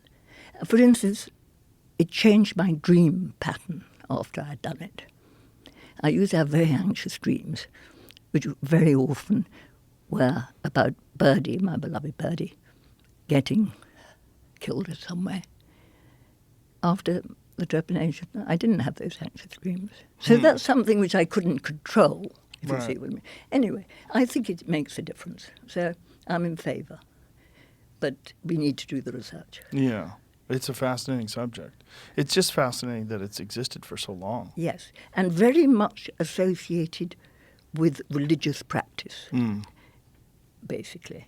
Whatever, very often, funny enough, there's in Mongolia some Japan skulls, and nearby is a very beautiful, this is very early, I forget, BC, long 700 maybe, a little beautiful basket with cannabis, rather high THC cannabis in it. I mean, I think they go together. The trepanation, like in Mexico, there were lots of trepanations, and they went with the kind of spiritual practices. It's very fascinating to me that from the moment human beings have discovered altered states of consciousness, whenever that was, that it's always been a part of this desire to sort of escape the confines of modern consciousness or of natural consciousness. Yeah, is to kind of slightly expand. Yes. Slightly get back the childhood experience. Yeah, I think joy, wonder. Yeah, joy, Yeah. wonder. I do think it's that. And I think it's still that. And I think that's a very healthy urge. Yes. And I think, therefore, I really seriously think we should do research on trepanation, which I can very easily do. It just needs ethical approval. That's the only problem. Do you think that it's warranted? Do you think that the use of psychedelics and psychedelic therapy can replace that? That it's not necessary? No, I don't think it replaces it. I think they're, as they were in the ancient times, they're complementary. They're both moving in the same direction of trying to increase the energy supply to the brain. Yeah. Basically. And I think that's very key for our future survival, because at the moment I think we're at a very critical time because our artificial intelligence is getting greater than our own, et cetera, et cetera. There's all sorts of forces which kind of build the danger up. Yes. So we need internal growth to balance that technological growth. Yeah, it's such a strange contradiction that today, in a day where that growth is so necessary, these substances are so demonized. Yes, it's a tragedy. And I really think it's a time, and America is a force which forced it upon us for all the wrong reasons, and we all know it, and America knows it. Yeah. It was during the Civil Rights Movement. They were trying to arrest the Black Panthers and the Civil Rights activists and all the anti-war activists, and that was one of the ways they could do it. Yeah, and it's the way to enter any country you want to, like Afghanistan or Latin America or any country you can go and raid and spray and kill and capture. It was wonderful. The CIA loved it. And, and so it was... Which is so ironic, considering that they did so many LSD experiments. Yeah, and then threw the people who were troublesome out of the window and said they wanted to fly. That's such a typical... I mean, it's a tragedy, the history of altered states. I mean, like the what you call the midwives used psychedelics to help stop bleeding. They realized the vasoconstrictive property of these compounds. So they were used in childbirth. And the midwives were very often the people who were burnt for witchery. And the ironic thing is, when the witches were burnt, then the villagers got a plague. They called it the witch's curse of St. Vitus's dance, where you shake and and then you finally die. And that's ergot poisoning. Because the witches went out with their hats at the full moon, and their hats would show the glow of the ergot from the light of the moon on the ergot. How'd the hats do that? They hid them. I mean, that's, I think, where the hat story came, because they collect the ergot by night because it's phosphorescent from the moon. And then the burning of the witches, which was part of the Inquisition, basically, then they had these awful plagues of St. Vitus's dance, which was called the curse of the poor old witch who had been using their medication to help childbirth. So it's quite ironic how the authorities translate it wrongly. I mean, basically it was because the witch wasn't gathering the ergot off the wheat, so the villagers were eating the poison and therefore getting sick from the bread. Yeah, that was, to me, one of the most fascinating things about the Salem witch trials. Yeah. Is that they found out that there was a late frost, and when they examined whatever crops that they could find back then, they did find ergot in them. Right. And they right. think that was partially responsible for that whole hysteria. Yeah,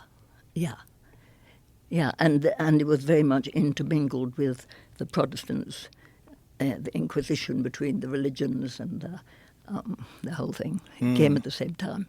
Yeah.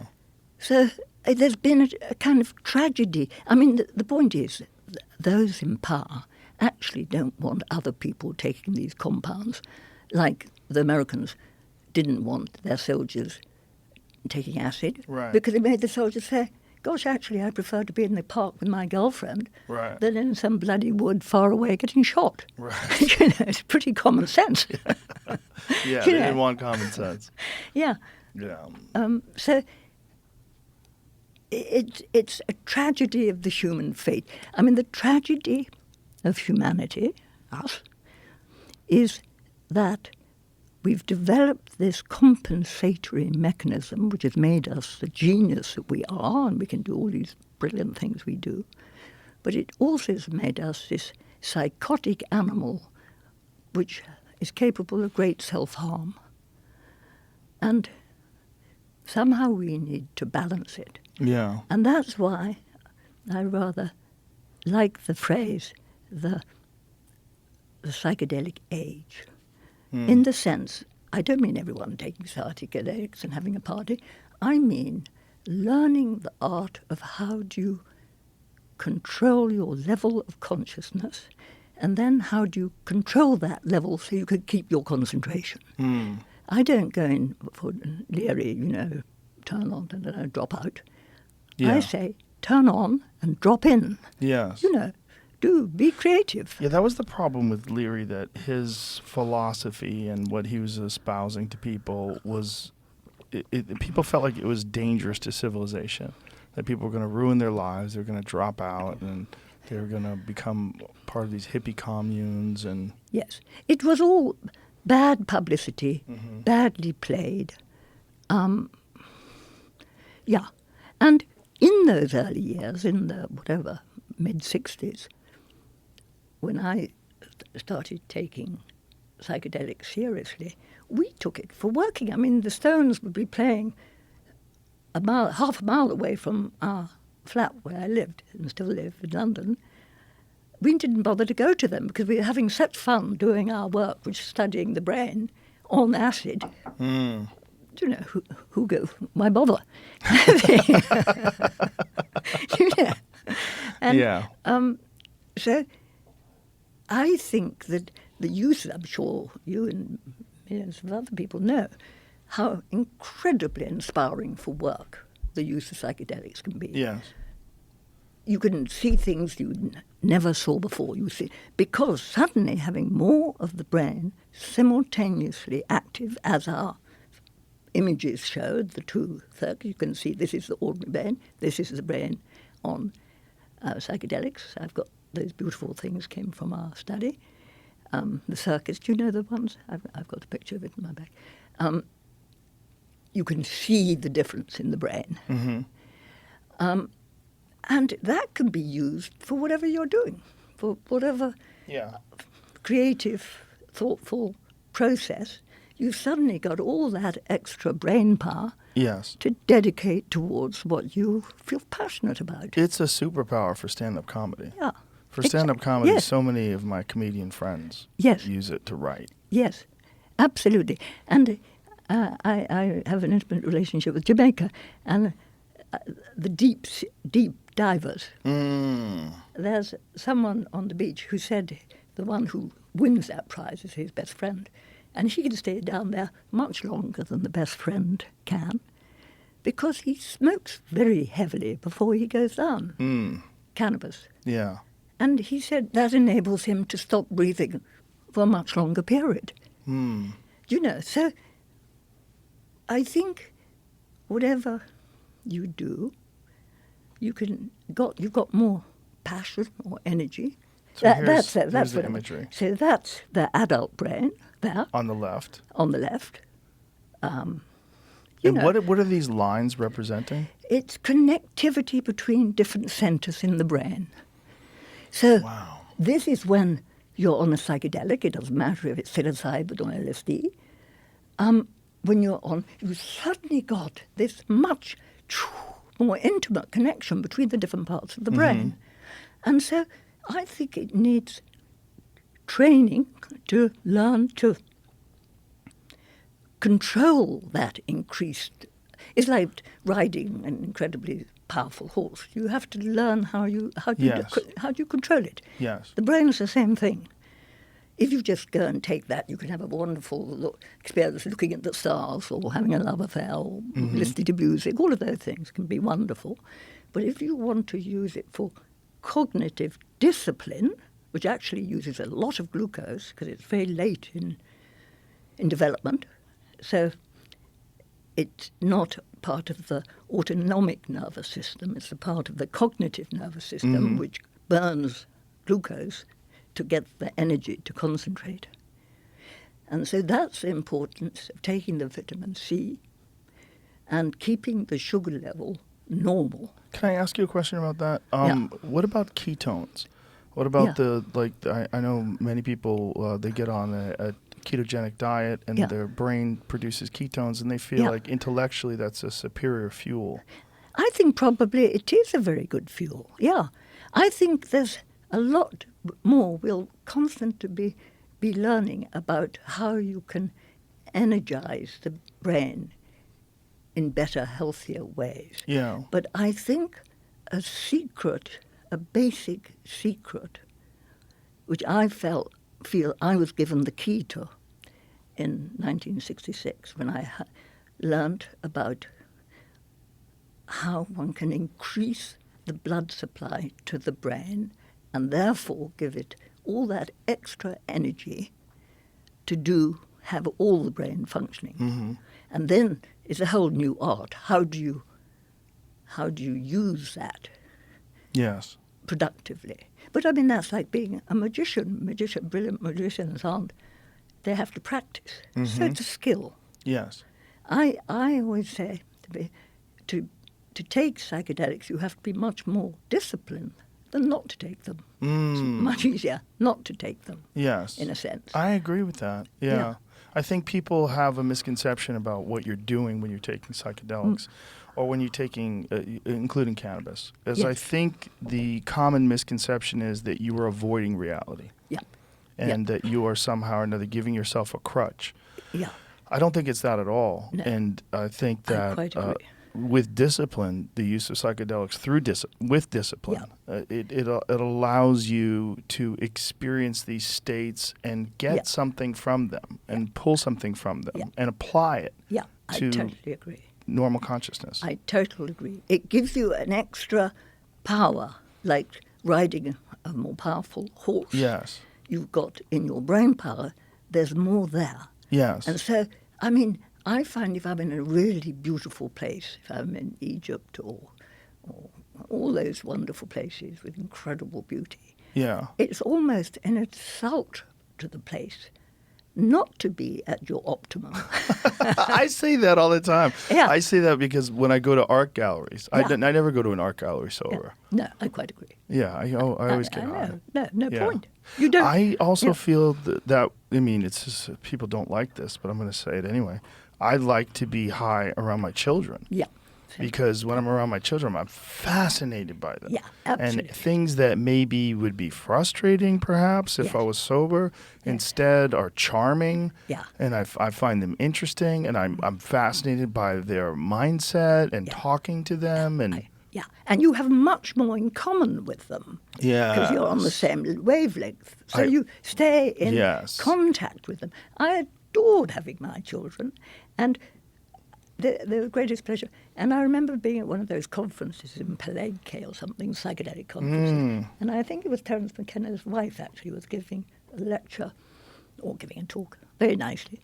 And how when she was pregnant, she gave up everything. And I couldn't. I hate public speaking. And I remember putting up my finger because I wanted to say, well, actually, when I was pregnant, I didn't because I actually think it's good for my health. You know, I've yes. taken enough of it that I really think it's actually It's not good. like alcohol or cigarettes. No. And my children, I'm proud of my children. And, you know, they are children of parents who understood the benefits of altered states of Yes. consciousness. Yeah, I've had those conversations with my children, my youngest, who are 13 and 15. And they're at that age where, you know, children want to experiment with alcohol, they want to experiment with drugs, and I have conversations with them about ones that you should avoid Yeah. and the dangers of things that may be contaminated with fentanyl. And, Yeah, absolutely. and that these organic compounds, Yeah. as long as you know the source that you're getting them from, whether they're Absolutely. psilocybin or Yeah, particular marijuana, yeah, they're not what everybody is telling you they are. yeah. And that's what's criminal, and I do think criminal, about the government, because all the governments, the knowledge is out there. These are non-toxic, the ones which are non-toxic. Yes. And like in England, people on the mass can only buy the illegal market in cannabis is taken over by certain breeders who breed only rubbish stuff. An insensible person would never dream of smoking. Very high THC cannabis, Yeah. which is shit. And it's not good for young people to smoke that. Right. And it's the authorities which are forcing the young people into that if they choose to smoke. And I did a paper for I designed for the government, saying that if they, as I hope they do, regulate cannabis, they should make very low tax for THC, CBD balance. Mm-hmm. And as it gets more and more strong, tax it more, because that will incline people to stop smoking this extremely high THC. You think there's dangers in smoking Yeah, a very I high do. THC?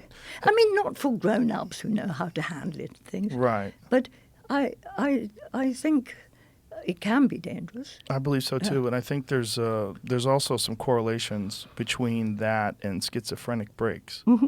That people who perhaps have a tendency towards schizophrenia, when they have high doses Yeah, of I think so. THC, they've Yeah. had very traumatic experiences. Yeah. I think Yeah. it should be encouraged, a nice balance of THC, CBD. Yeah. Well, it's one of the good things about the legalization in California in particular, because they've relegated these edibles in particular to 10 milligrams, Right. which is a very sensible dose. Right. It's just right. comfortable, Yeah. not too bad.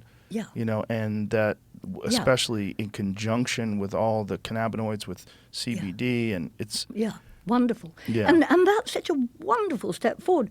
And it's wonderful it's happening in America, but also quite ironic that America is still forbidding the rest of the world Yeah, it's crazy. to do the same thing. Yeah, it's And it really does need to change because it's holding up humanity in a well, sense. I'm hoping that with education, the younger people are realizing what it actually is, and as these people go into public service, Yes. they will go into public service with this new understanding of Yes, it. absolutely. And I think I absolutely commend you on the wonderful information you give to people by having such a wide reach and letting people who you think are right say what they think, and slowly it will seep through Yes. and come to the top and be the dominant. Well, there's a But- propaganda narrative that's just very unfortunate that has permeated our society, Yes, and yes. it's incorrect. Yeah, exactly. That narrative of the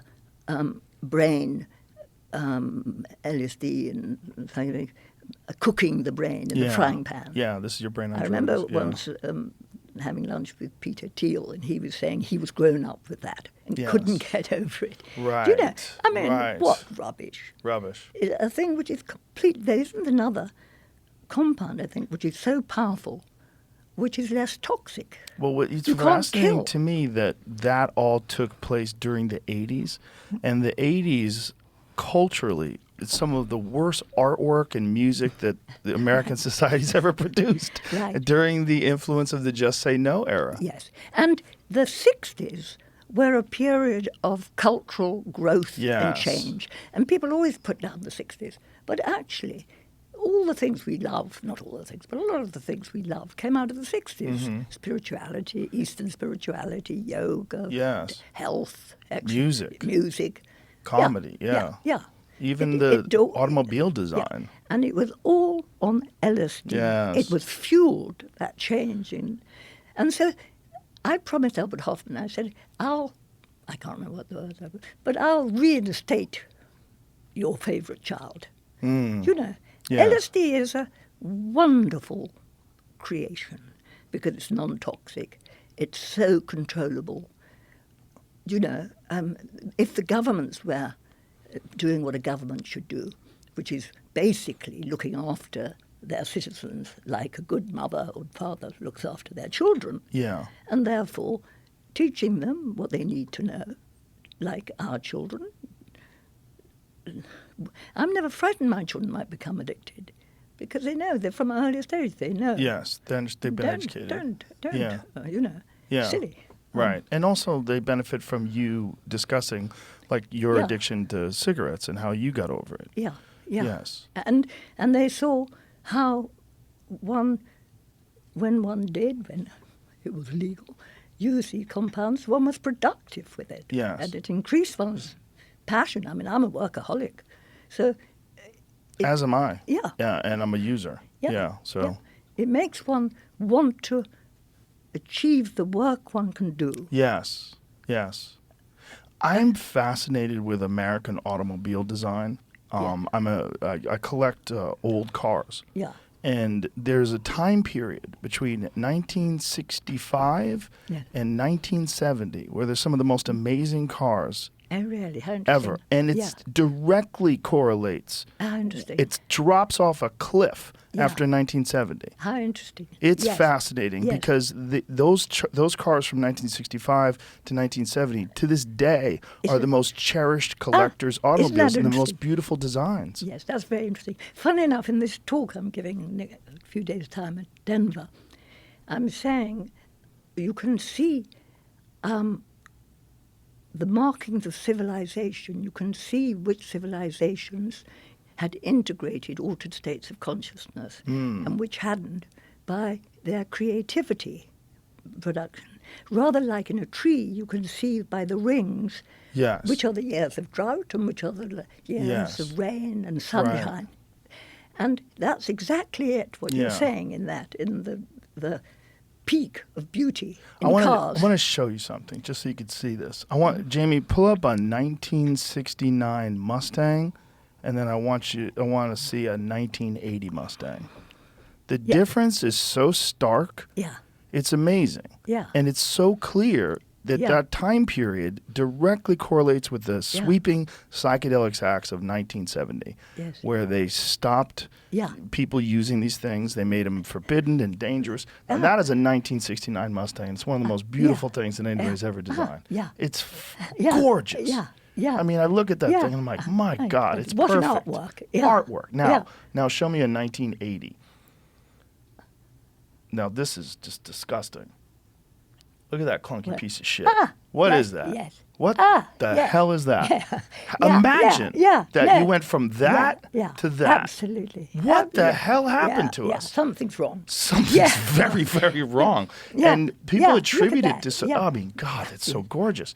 And people attribute it to so many different things. And one of the things they attribute it to is like gas being, more efficient gas vehicle. But not true, because you could still make it beautiful. And that is not beautiful. That's an ugly piece of shit. You're absolutely right. And I think that's such a beautiful... And I think you can tell it in culture. I mean, like, whatever, in, the beautiful cultures. Sure. You can see they were high. They had that feel. Those lines in Chauvet couldn't have been done by people who weren't high. It's too... abstract. Intuitive. It's It's an intuitive expression. I think one of the things that psychedelics do is increase the intuitive part of the brain. And now I've got a new program at the moment I'm doing, which is looking at LSD both in high doses and microdoses in the best and latest technology in the world can give. So in the high doses, I'm wanting to do a research on the mystical experience and anomalous experiences. And it will be the first research to use a Tesla 7. Do you know what I mean by MRI? Yes. It's usually a Tesla 3. All the research I've done is with a Tesla 3. Is this fMRI, functional MRI? Yeah. And then one does whatever, how many people, let's say 20, and one averages the results between the 20. What I'm going to do in this other one is use a 7 Tesla and personalize the data. So it will only be person by person looking at the data. And then it will be 7 Tesla and a MEG. A MEG is the one which does that electrical. You can see which centers of the brain are communicating with each other. Mm-hmm. And then we'll have a very deep psychological one. So you'll know when the person has some expression of the mystical experience or some other experience. And you can see what's happening in the brain waves and the blood and markers. So one will have it much more carefully analysed than ever before.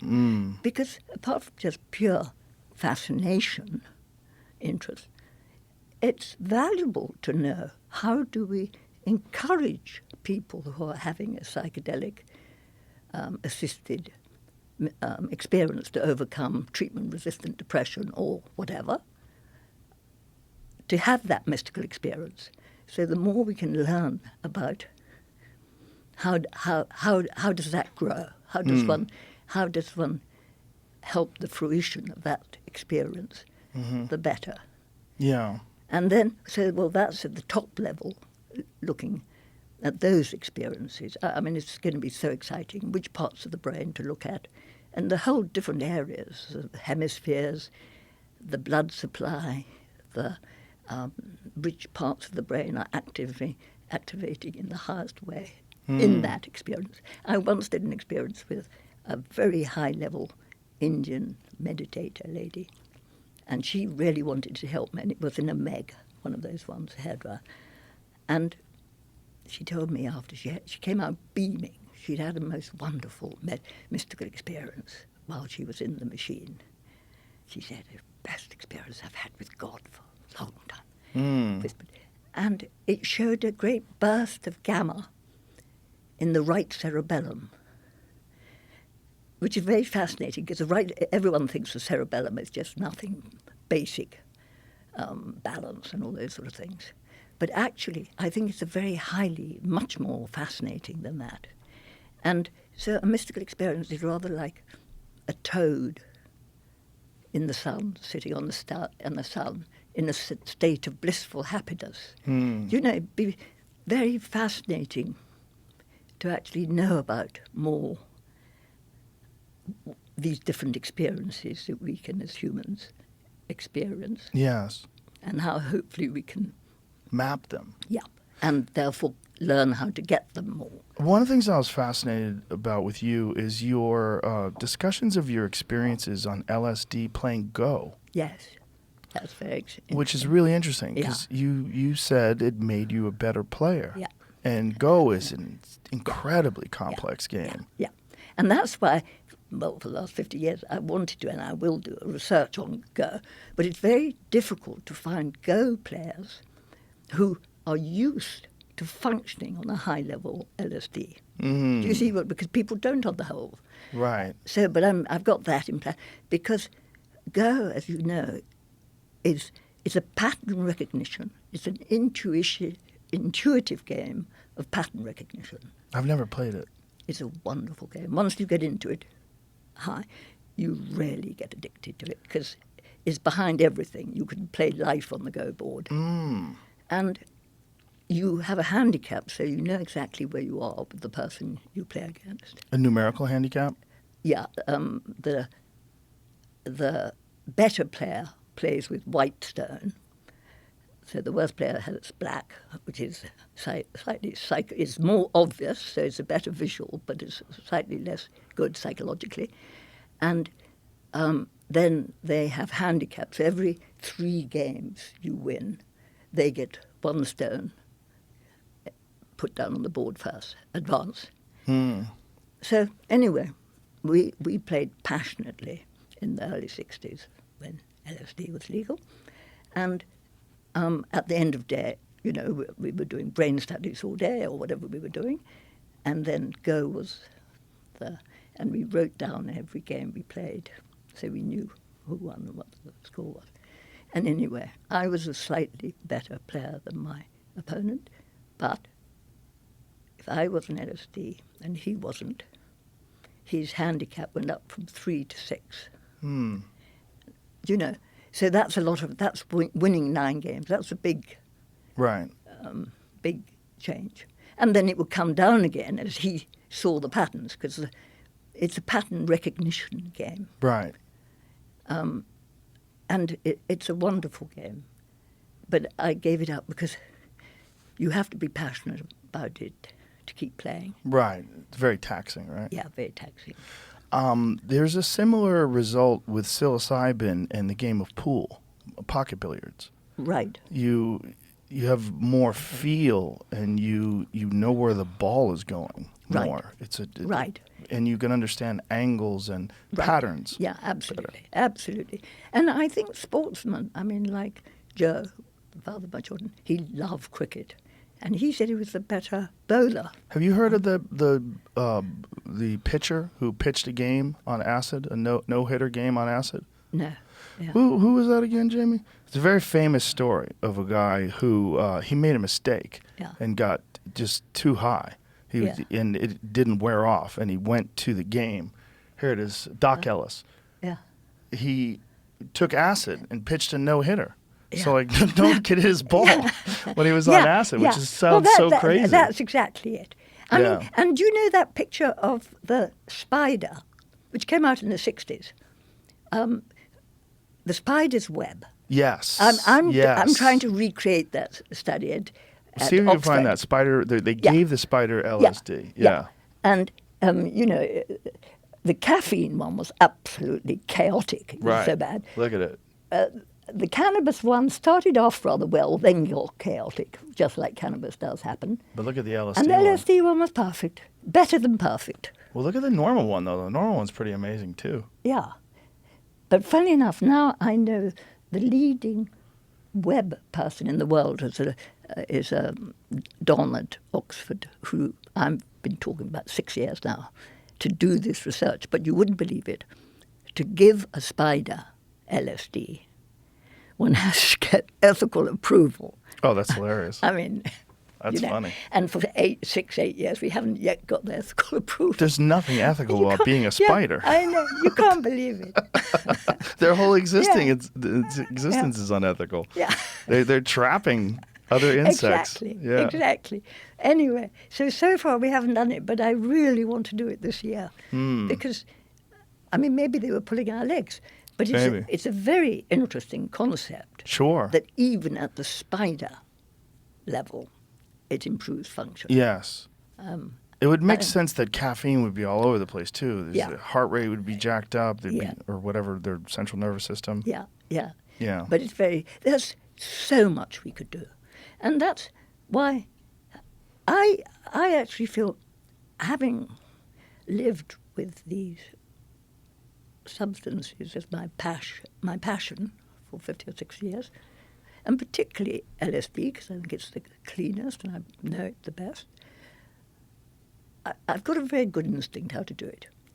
I've designed several studies I haven't talked about because they shouldn't come out, but I can see how it can help, like the old woman with Alzheimer's, which I'd like to just show you, not to go on the Sure. thing, but to show you. Yes. Because the difference is so big. When I showed it to the professor of geriatrics in Switzerland, within an hour he said he wanted to do collaboration with me to do an Alzheimer's study with it, because you can't fake someone's expression.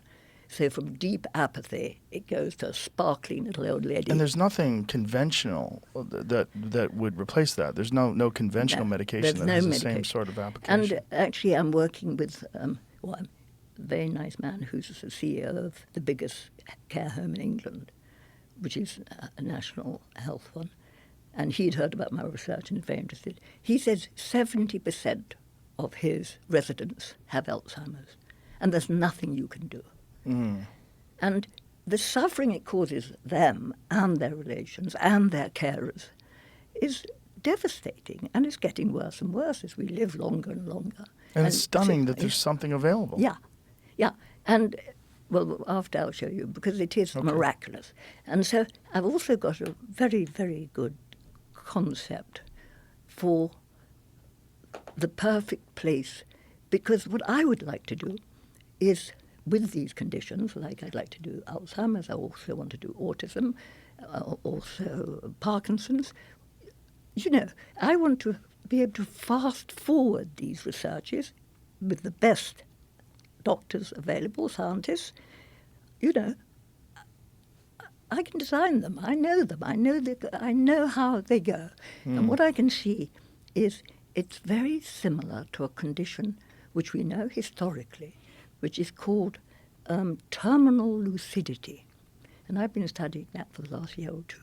It's a well-known fact that people quite often just before death, who are in coma or paralyzed or one of those conditions out of the picture for years, suddenly will come back and just before they die and make jokes about when they were in the nursery. And people, you know, who know them know they're there, sharp. And I think what can happen with a microdose is that you light up the connectivity between these different brain centers, so suddenly the brain is functioning again. I mean, not probably functioning like this old lady. She came back. Her children said it was remarkable. It was getting our mother back. She had her wit, her love, her identity. She said, I feel so wonderful. Let's read some poetry, you know. Wow. From having been this... Vegetative state. Yeah.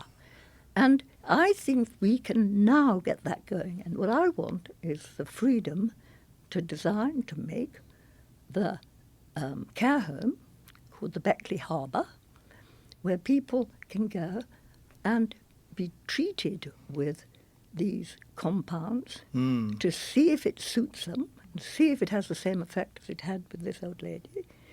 And then we collect the data, and then I would have wonderful trained doulas who entertain them and make it a wonderful place to be.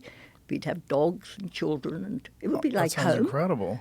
You know, it would be like being at home with lovely people who look after your emotional humour and da-da-da-da. And you're given a microdose personally fitted to suit you. And what a superior experience that would be to the traditional nursing home. Yeah. And then we'd find out, does it suit? And then one could collect in a year in a not a very big nursing home. And this wonderful man in England said, so long as it's legal, he'll give me the nursing home to try it. Wow. So I want the permissions to be able to do this. Yeah. And then one could get a lot of people coming through, and then one would give them home care. So one would have someone visiting them at home as much as they need to maintain a safe and good program. Yeah. Anyway, we could do that. Yeah. You know, this that year. sounds incredible. So, but it needs one, the regulatory passport to do it, and two, the funding. And both are there. I mean, there's so much money around it, you know, and everyone's getting old. Either their parents are or they are. And, you know, we should do these things speedily. Yes. Not wait 10 Right. years until, you know, it takes 2 years even to get the paperwork done for Right. this research, or 1 year, you know. I wanted to talk to you about near-death experiences.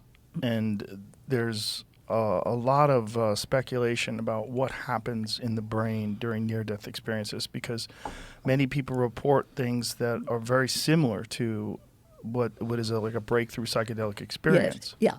Yeah. Well, what I think is near death, the body kind of is in a state of extreme turn-on, and it naturally, endogenously, lets out these compounds, oxytocin, you know, all the different compounds in the body, which DMT maybe there's, you know, there are probably more than we've even discovered, which give a shot of something, serotonin, which is very similar to a psychedelic. And that's why people can suddenly come out of a vegetative state shortly before death. And that's what I'm saying. I think that what I'm doing with microdosing is creating that effect without having to wait for the person to die, poor person. Yes. Right? One can do it on a protocol. And that's what I'd like to research now. Oh, that'd be amazing. You know, it's obvious. Yeah. I've got proof of the thing that it happens. You can't fake it. You can't fake someone coming back to life again in the look in the eyes. So it's there. And just let's get the space so legally. I could set it up with the best people, like, you know. Yeah. I can set it up, and we could do it. And then if we get successful data, we can open clinics, care homes, which service this, and then hopefully the people can take the treatment home with them.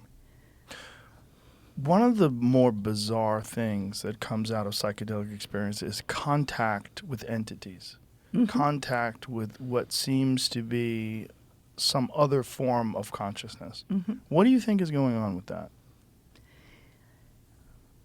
That, I love your entity flashing across the ceiling. Oh, that's a shooting star. I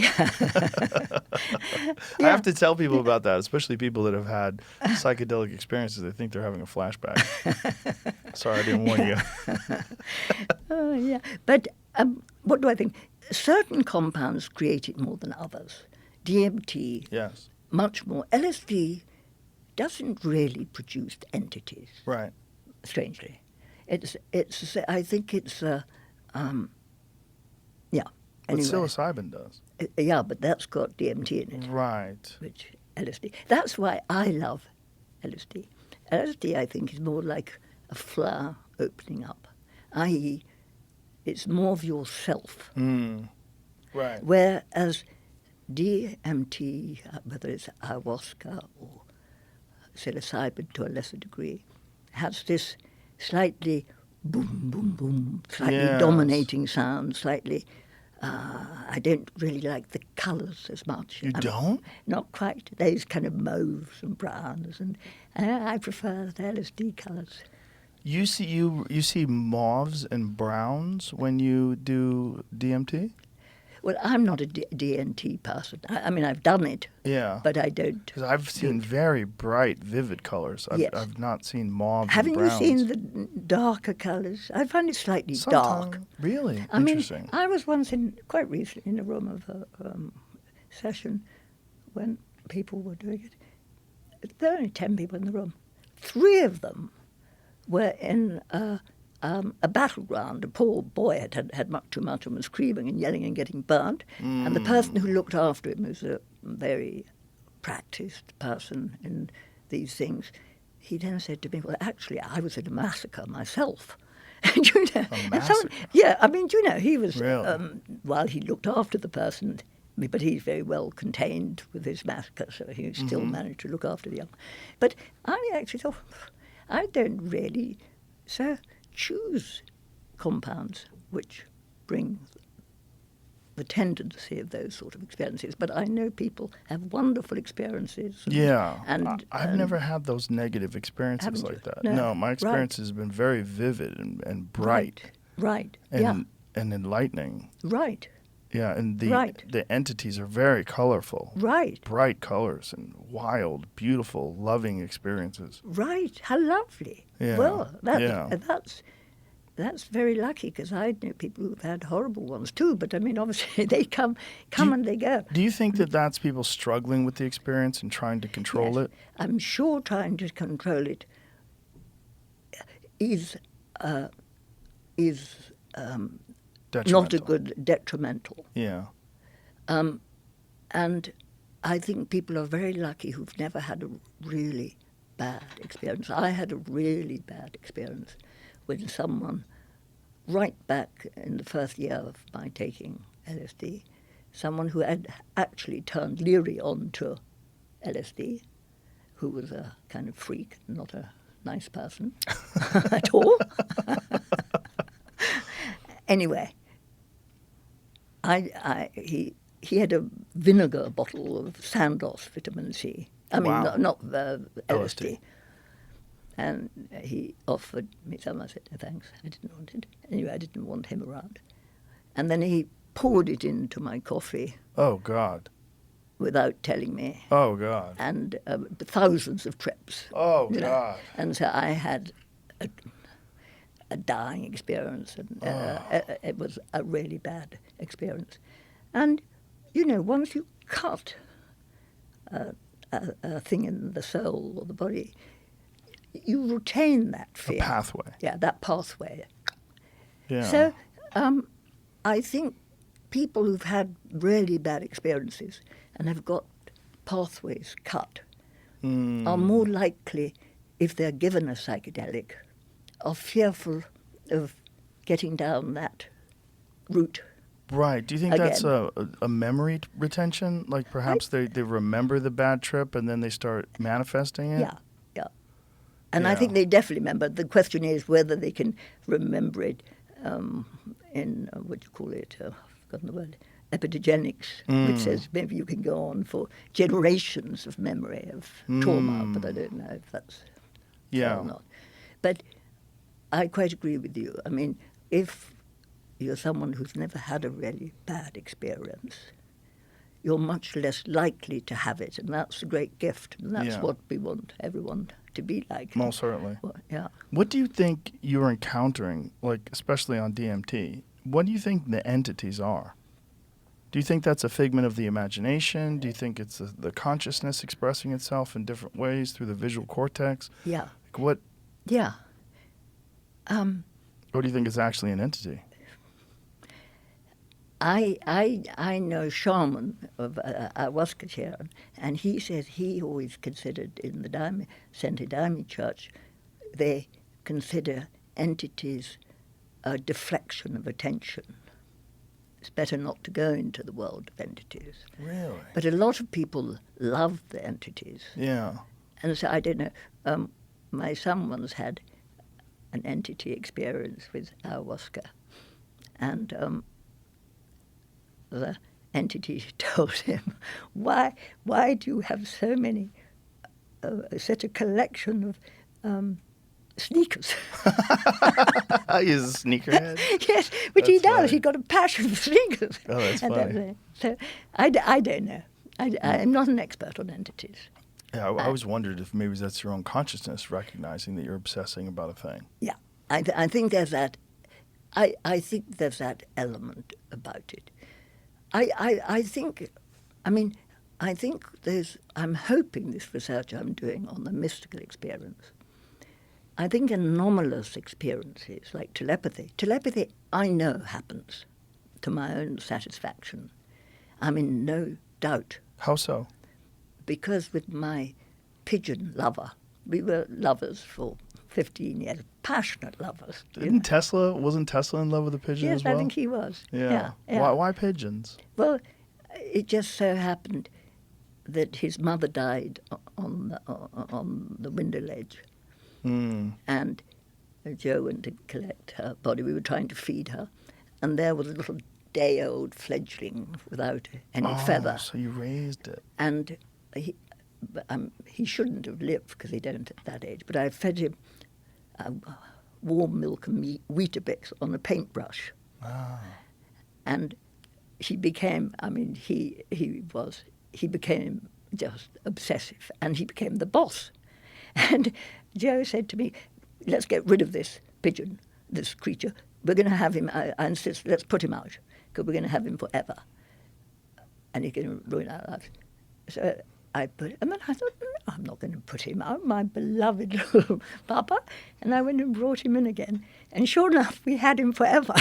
How long did he live? And he lived for 15 years. Wow. But he was then killed. I always knew he'd be killed somehow. And the interesting thing, I won't tell the story because it's too long, but I knew before he died, and I said out loud to him as he flew by, I said, "Birdie, I love you more than anything else in the world." And that was the last thing I said to him. And then he died. And I knew he'd dead. I was painting a picture. I was on acid painting a picture. And I suddenly had this thing, Birdie's dead, Birdie's dead. And so I did what I had never done. I stopped painting and went down to look for him. Anyway, it turned out my father, who was also very kind of in on those sort of things, Birdie was very fond of, had lost his temper with the old cowman we had for 50 years and told him to go and cut these effing nettles somewhere.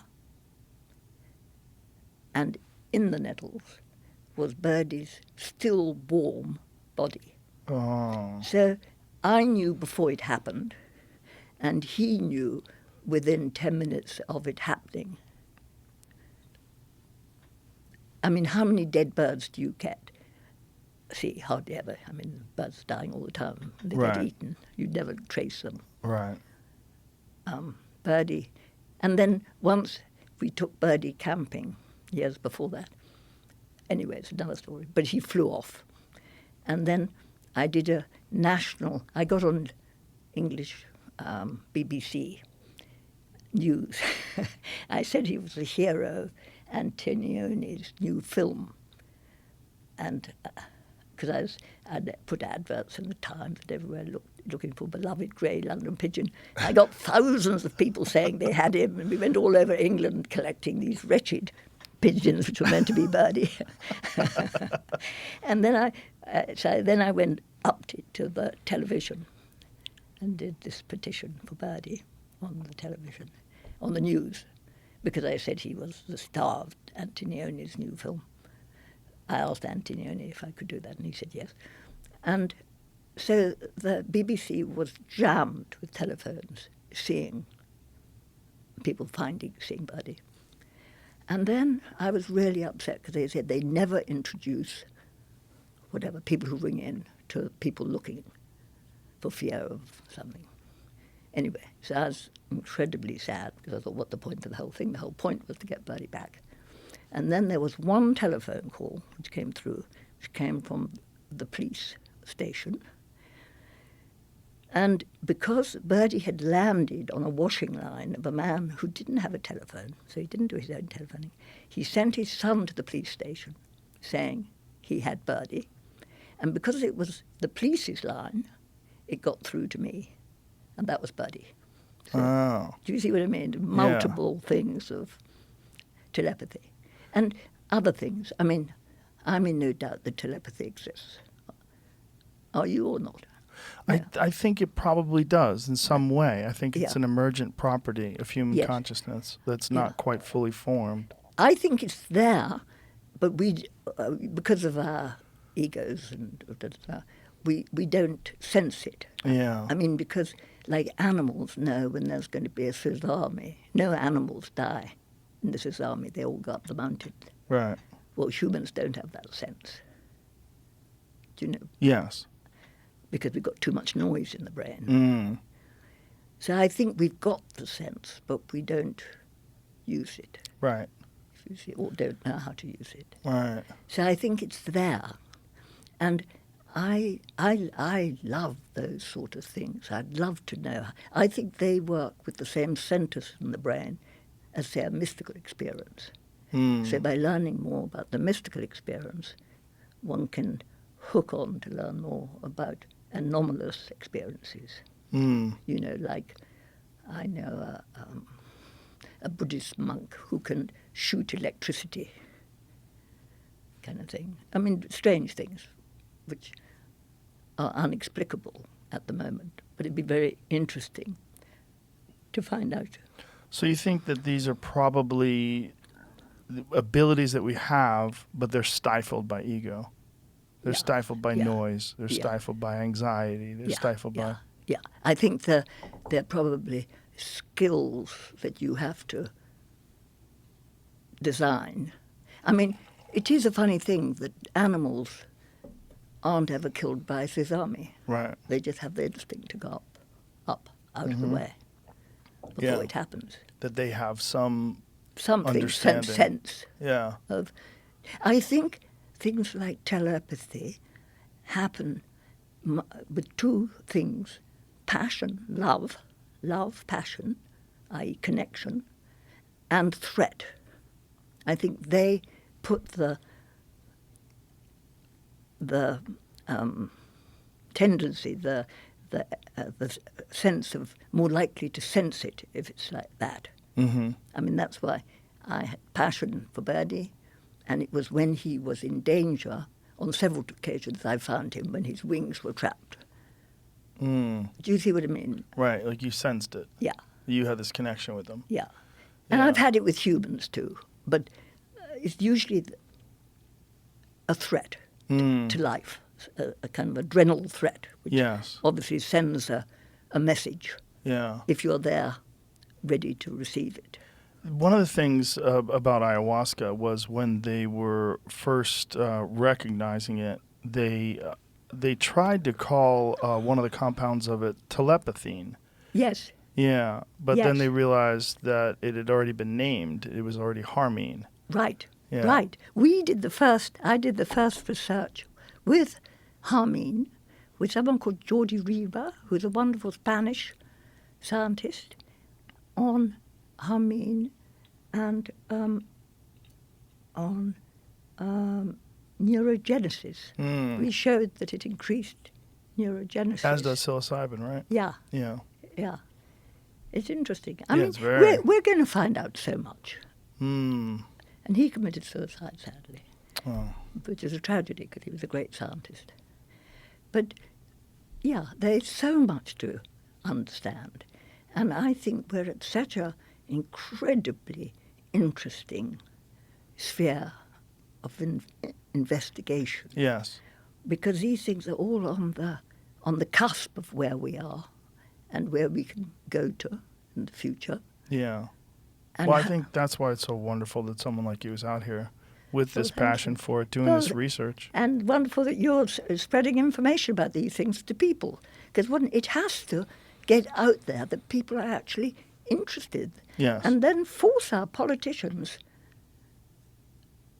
in a nice way, but, to change. To release it. It really needs to be changed. It does. And because I do think, I think the use of cannabis and psychedelics can enhance one's relationship with one's partner.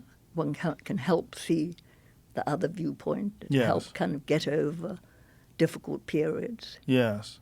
I think it can do that with warring countries. Yes. I think, you know, empathy, it increases empathy. It increases the possibility, we know from research we've done and other people have done too, that the amygdala is lowered, particularly with MDMA, the fear, so you can approach things which are fearful, like trauma, better. I mean, there's so many different pathways that these compounds can help enable humanity to get to their healthier, nobler, more creative expressions of themselves. I mean, the number of people I know, and I bet you know many more, who've said it changed their lives, Yes. their experience. Changed mine. Yeah, and Yeah. mine, and Yeah. mine. I mean, I don't think, I know I couldn't have done what I've done without what I got from these compounds giving me the extra energy and understanding. And that's what I think should be there. I passionately think psychedelics are a gift of the gods, in inverted commas. It's a natural gift, which shouldn't be expensive. We must keep it so it's affordable Yes. to the poorest and the rest of the world. And And that shouldn't be difficult they to cost do. nothing. Right. I've twice started a legal Beckley labs to make top-level compounds, which but both times something happened. I never had the money to have a legal, so I never had a legal agreement. So actually the person always did the dirty on me when it just got going. So it never happened. But I want it to happen because the purpose would to keep it low price. Do you know? Yes. I mean, people have to make money getting a compound through phase 3 costs hundreds of millions. So as governments aren't paying, one very lucky to have people who invest money to do it. Yeah. But then one wants to try to make sure that the investment doesn't stop other people being able to have benefit Right. But from they it. don't have monopoly over Yeah, it. yeah. Yes. And So then raise the prices. how we work out how you do the research, get it done, and the whole thing is maintained in an ethical sort of way. So it's not going to be a sport of the rich people only. Right. It's going to be democratized and And that's to the available. benefit of the rich people as well. And the benefit. Yeah. And the rich people are the ones who hopefully are those who take the risk of, as the governments don't do it, of putting their money in to make the studies happen. Yes. But really, governments should be encouraging. I mean, to give the British government, they did fund our depression study second time round to give them their due. And I know that NIDA's is now funded. But, I mean, it's a pittance. One's needing a lot of money to allow. I mean, I do studies. I do them fantastically cheap. I think since I started the Beckley 25 years ago, I think, who's been with it 20 years, I think she said the Beckleys had about £5.5 million in total. So, you know. For 25 years. Yeah. That's amazing. Yeah, and I've done a lot of the breakthrough research. But I'm now the age I am, and you know, I can't go on forever working 15 hours a day. Right. And I would like to be able to do what I can do now, which is a lot, because I know the compounds so well. I know, well, their strengths, where to use them, you know. Yes. And it's such fun doing. Yes. You know, it's like playing Go. Do you know? Yeah. One loves playing Go. Yeah. And it's a much more interesting game because then maybe one can help deal with Alzheimer's. Maybe one can help deal with there's all these conditions, Yeah. which I think these compounds can help. Just elevate humanity in general. Yeah, exactly. And Yeah. not only for treating people, but elevation. I Yes. think that's absolutely as important. And that's why it has to not have to only be a medicine. It's a medicine, which is essential, but it's also an elixir Yeah. to make the human animal, the upright talking ape, a bit less of an idiot. Yes, yes. I think that's a great way to wrap this up. Thank you very much. I Well, really, thank really you. appreciate you being here, and Well, I thank really you for appreciate asking everything me. you've done. Oh. It means so much to to the whole world. Well, thank you very much Thank for you. asking me. Lovely. If someone wants to learn more about your research, where should they go? Well, to the Beckley Foundation, but we're a tiny organisation, so we can never, I hardly ever look at the website. And do you see what I mean? Yes. They can help, because I can do a lot of wonderful research. I've got a very good, tiny team, but I want to do more research and make things happen. So you want people to contribute. So there's a I donate wanted, button. If yeah. you go to the BeckleyFoundation.org, in the upper right-hand corner, there's a donation button. You can support psychedelic research. You can donate from anywhere in the world, UK tax-deductible donations, US tax-deductible donations, donate via bank transfer, cryptocurrency, Apple Pay. Amazing. Well, I've never seen it, but well There done. it is. It's Thank really you. comprehensive. But it'd be lovely if it starts to work, because it's particularly difficult now that business, because people think, why put money in a bottomless well when one could put it in a well which can sprout? Yes. But I think there's an advantage in philanthropy, because one's not guided by profit at all. One's guided by the knowledge we can Yes. get. And Yes. so, and then that can become profitable. Yes. Yeah. But Thank you anyway, very much. not Thank at you all. for being here. I really Well, appreciate it. And thank you for asking me. My pleasure. Thank you. All right. Bye, everybody. Bye-bye.